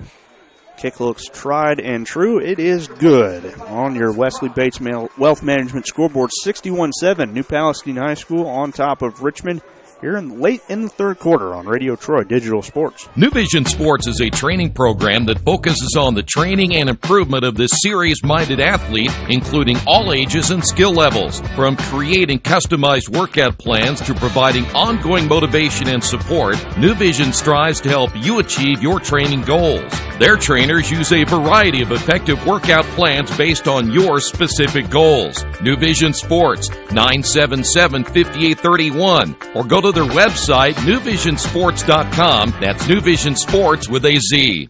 Wish me luck, wish me luck. We've all said it. Thing is, life doesn't run on luck. For most people, it takes careful planning. A lot more than, say, crossing your fingers or toes. So talk to Indiana Farm Bureau Insurance. Because as your life changes, your life insurance coverage should do the same. And when it comes to your coverage, luck should have nothing to do with it. Indiana Farm Bureau Insurance. Stop knocking on wood. Questions about your coverage in Wayne County? Call 765-962-9548 and ask for me, Kevin Shearer.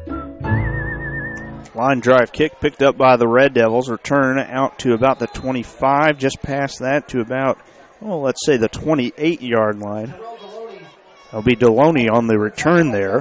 Kind of bobbled it back at about the 15 or the 20-yard line. And again, that was just a line drive kick. Not really giving a chance for the Richmond returners to really run under it, but it has been proven effective so far for New Palestine tonight. Yeah, and you miss Bubba Sanders back there. He returned a punt last week for a touchdown and counted on him being a return man on the kickoffs as well. But I will venture to say if you were to put the yardage together, Richmond running east and west, we have more yardage than they do. So, but I don't think they do that, do they? Unfortunately not. Yeah. So again, the Richmond offense back on the field just have not gotten anything going here in the second half. Only 23 seconds left in the third quarter. Curtis gets the snap, hands off to Bird. He'll try and go up the middle again. Does get some nice push there from some of his offensive linemen. And in the end, it only results in maybe a 1 to 2 yard gain up to the 30-yard line. And that ends up being the last play of the third quarter. 61-7. New Pal proving how good they really are in Class 5A. Putting up a big number right now through 3 on the Wesley Bates Wealth Management scoreboard. 61-7. Richmond down to New Pal on Radio Troy Digital Sports. Kate's Cages is the #1 indoor training facility for baseball and softball in Richmond by far. With top-flight instructors, you will learn how to play the game the right way. Everything from pitching, hitting, catching, and fielding. Kate's Cages will also have the opportunity to participate in triple play fall ball, the softball academy, individual and team camps, and individual private workouts. Kate's Cages Baseball and Softball Indoor Training Facility, 1366 Rose City Boulevard. Call 993-2353 for more information.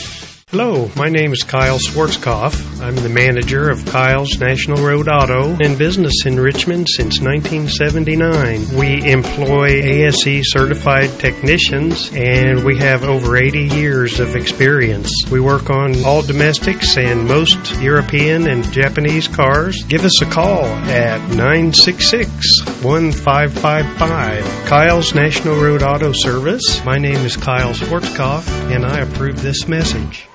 Back with you in New Palestine, Indiana, 61-7 on the Wesley Bates Wealth Management scoreboard. Richmond down to New Pal.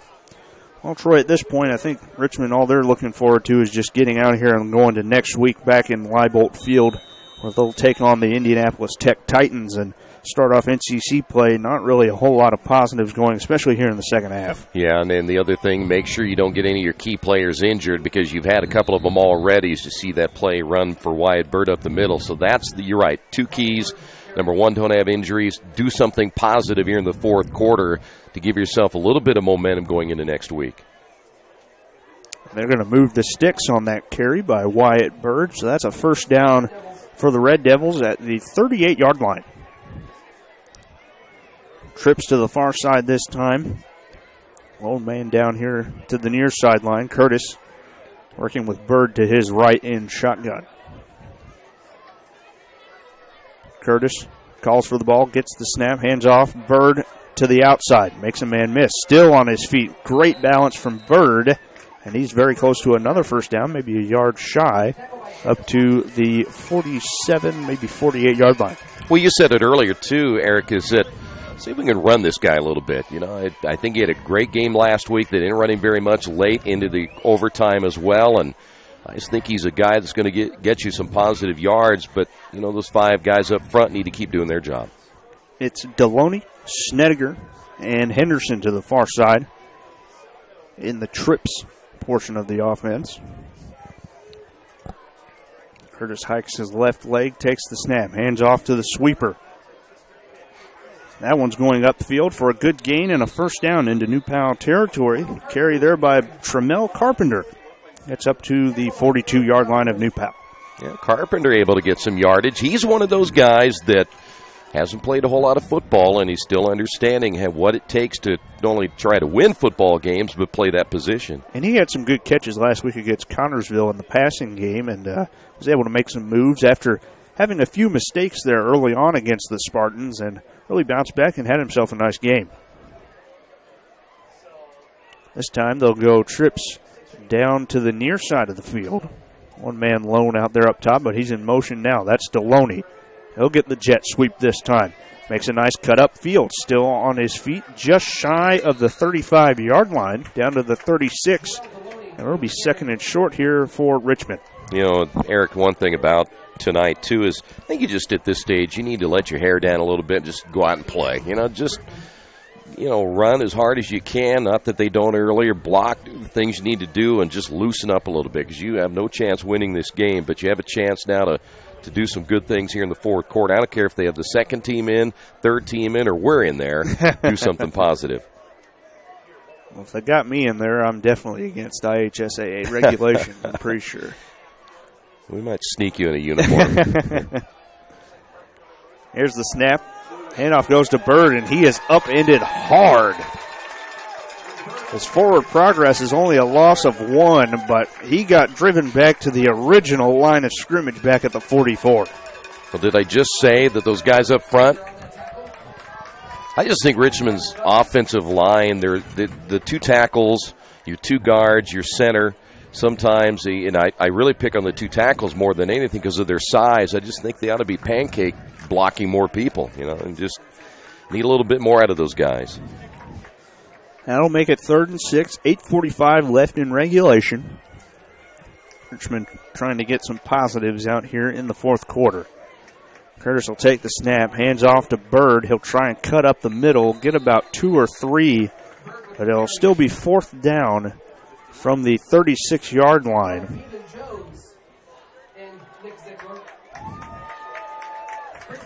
Ziegler in on the tackle for New Powell.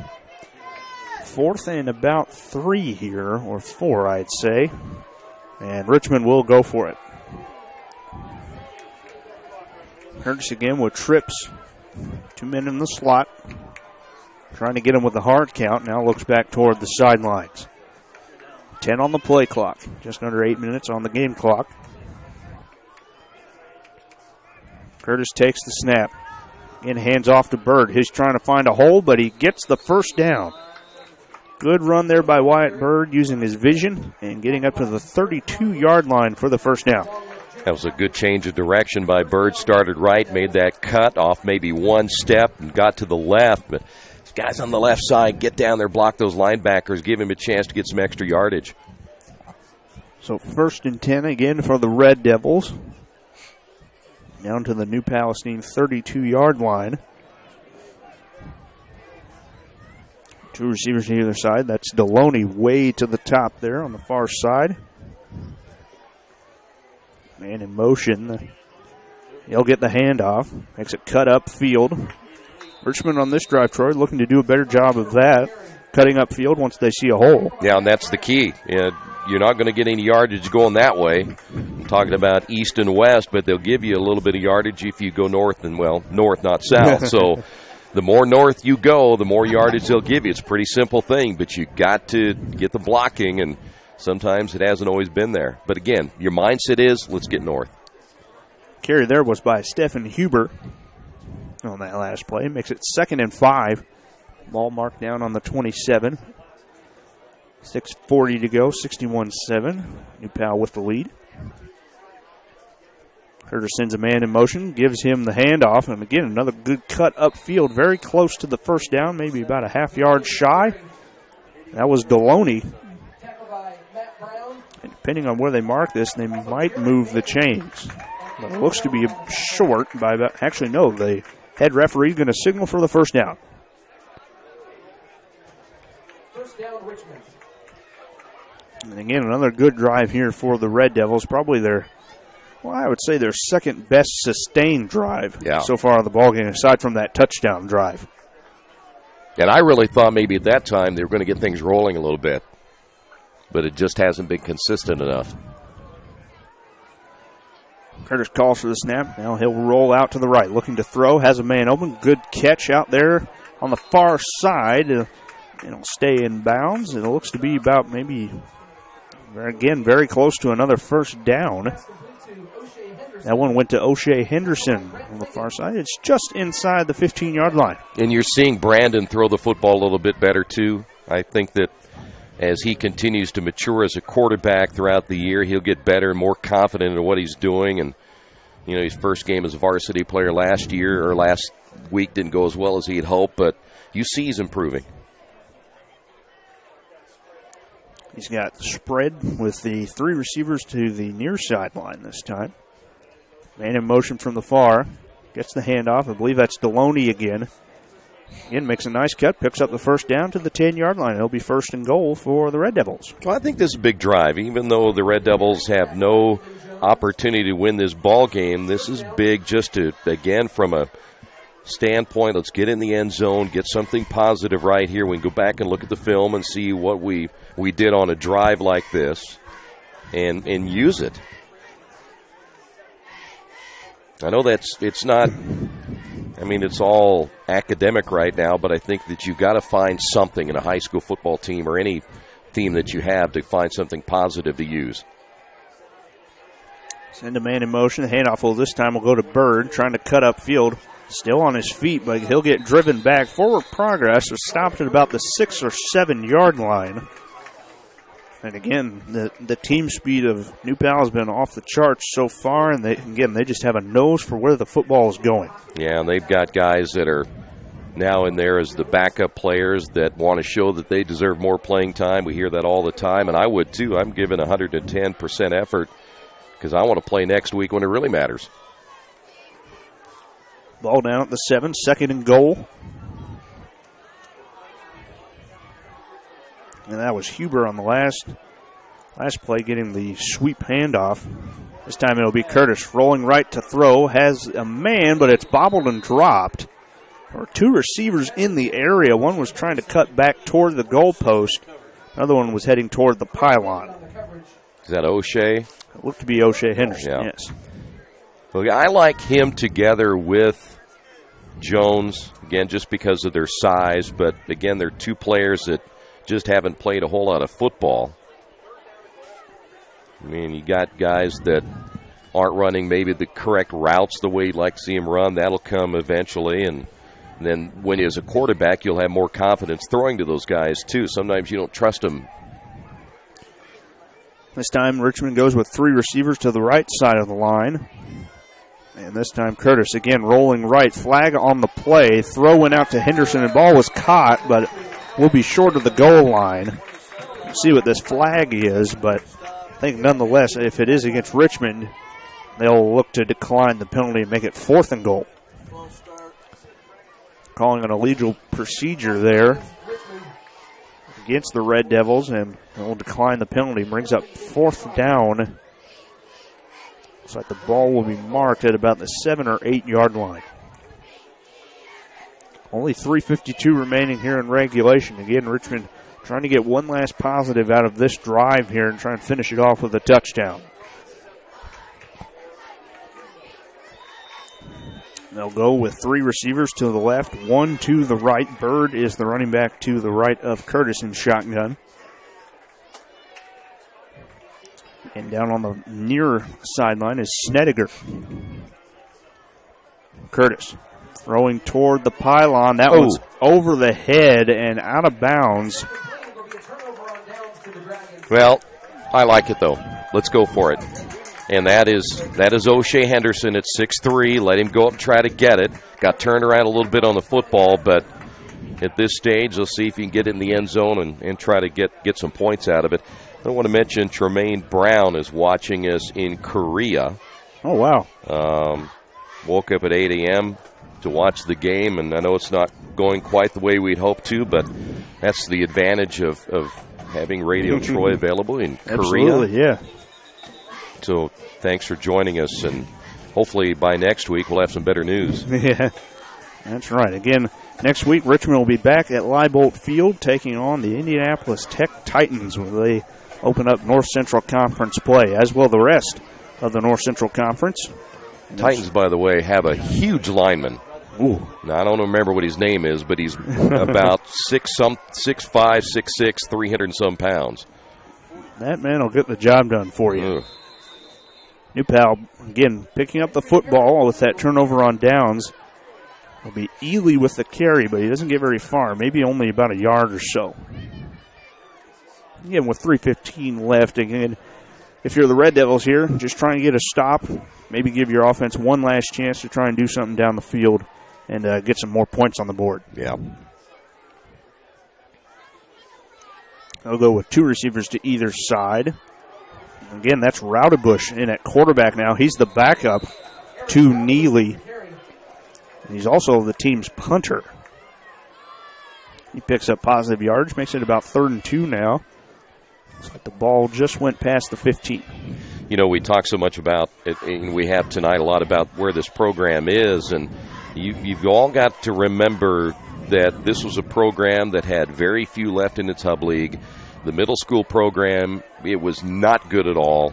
You had 30-some players left in the program totally last year in the high school ranks, as you see a run right here. But you're talking about a long way to go to get back, Eric, where you need to be as a program. And fans last week were getting way too emotional. They were getting way too irrational, thinking that we were going to walk out there. And I know you had a 16-0 lead at halftime, but this isn't going to be automatic. I've been around too long, seen too many programs that had to try to battle their way back. And Abe starting from scratch, the guy he barely goes home because he's trying to build the entire program from scratch, from the bottom up, and this is going to take a lot of commitment from a lot of people to get it done. And on that last carry for New Pal was number 43, Eric Ely. He got it up to the 35-yard line of New Pal. And an official's timeout here on the field. Looks like we may have an equipment issue with one of our Richmond players. Number 44 there getting a look at Caleb Ellis. Yeah, Ellis, they're sending him to the sidelines. That might not only be equipment. That might be, maybe got banged up a little bit, and the way concussions are now, they're not going to take any chances. Yeah, it looks like that's what the umpire was signaling. He was signaling like he may have taken a blow to the head, from what we could tell from up here. So they'll send on another man in Ellis's place. And it looks like number 53 for the Red Devils, Ryan Cole Glomb, freshman linebacker, 5'6", 150 pounds. And the Dragons have their reserves in. Here's Ely on the carry up past the 40. Flag down. Flag down. Carry gets up to the 42-yard line. This one may be coming back with a hold. And you talk about North Central Conference play. Again, tonight, a lot of teams, finishing up their non-conference tonight. Tech was at Brebeuf. Kokomo taking on a Hamilton Heights team tonight on the road. Logansport, after their big win last week, they've got, they're at Frankfort tonight. McCutcheon at West Lafayette. Marion was hosting Mount Vernon from actually not that far, a little bit more north of here. Yeah. Speaking of Kokomo, they got a new turf field, new press box last year, all that new stuff up there for football. Wow. Here's Raudebusch making a whole lot of something out of nothing there, up past the 40 to about the 41-yard line. Kept asking those guys at Kokomo last year when we were up there, how in the world do you build a new press box and not have one for me? I'm outside. Come on. I can understand that. They have one very beautiful facility now, though. They've invested a lot of money in it. They sure have, and also they have just pretty much finished the turf field for Indiana Wesleyan. They're getting a new football team there in 2018, and they just finished up the turf field, so that's all done. They just have to finish building the stadium, and it looks like a very, very nice facility up there. It's a heck of a sports program. Oh, you're telling me. Here's the handoff on the jet sweep. Number 26 for New Pal, Grant Wiggin on the carry, very close to the first down. May have actually picked it up just past the 45. And you're speaking of Indiana Wesleyan, Austin Turner, shortstop for Richmond, just signed with them. Oh, excellent. And talked to him a little bit this morning. You can see that on RadioTroy.com, and very happy to be committed to IU Kokomo, and when they fired their coach, he had an opening and committed to Indiana Wesleyan, so he's happy about that. Under 20 seconds left, and New Pal may have to run one. They may not. Play clock and game clock pretty much the same. So Raudebusch may not have to do anything but just let the clock run out here. Looks like they're going to let that happen, and this one is thankfully over. That'll end the ball game, 61-7. The Red Devils fall to the Dragons of New Pal High School. A tough game for Richmond tonight, but again, they start conference play. They can focus on that now and getting off to a good start there against Tech back at home. And they have no choice. Yeah. You've lost your first two games. You have to think about what you're going to do next week, clean up the things you did right or did wrong tonight, make sure you do the other things that you did well, do them better next week. Because last year you saw the game. Tech was not an easy football team, and they're going to come to Richmond wanting a win as well. So Richmond's got a lot of work to do, and we knew that going into next week. And again, they will do that back at home at Leibolt Field. Make sure you come out and support the Red Devils there as they begin NCC play next week back at home. Again, your final score tonight, New Pal 61, Richmond 7. New Pal improves to 2-0, Richmond falls to 0-2. Thanks for being with us here on Radio Troy Digital Sports. Again, join us next week, and thank you for joining us tonight. Be sure to join us again next week against Tech back here on Radio Troy Digital Sports. For Troy Darengowski, and I'm Eric Van. Thank you, and good night.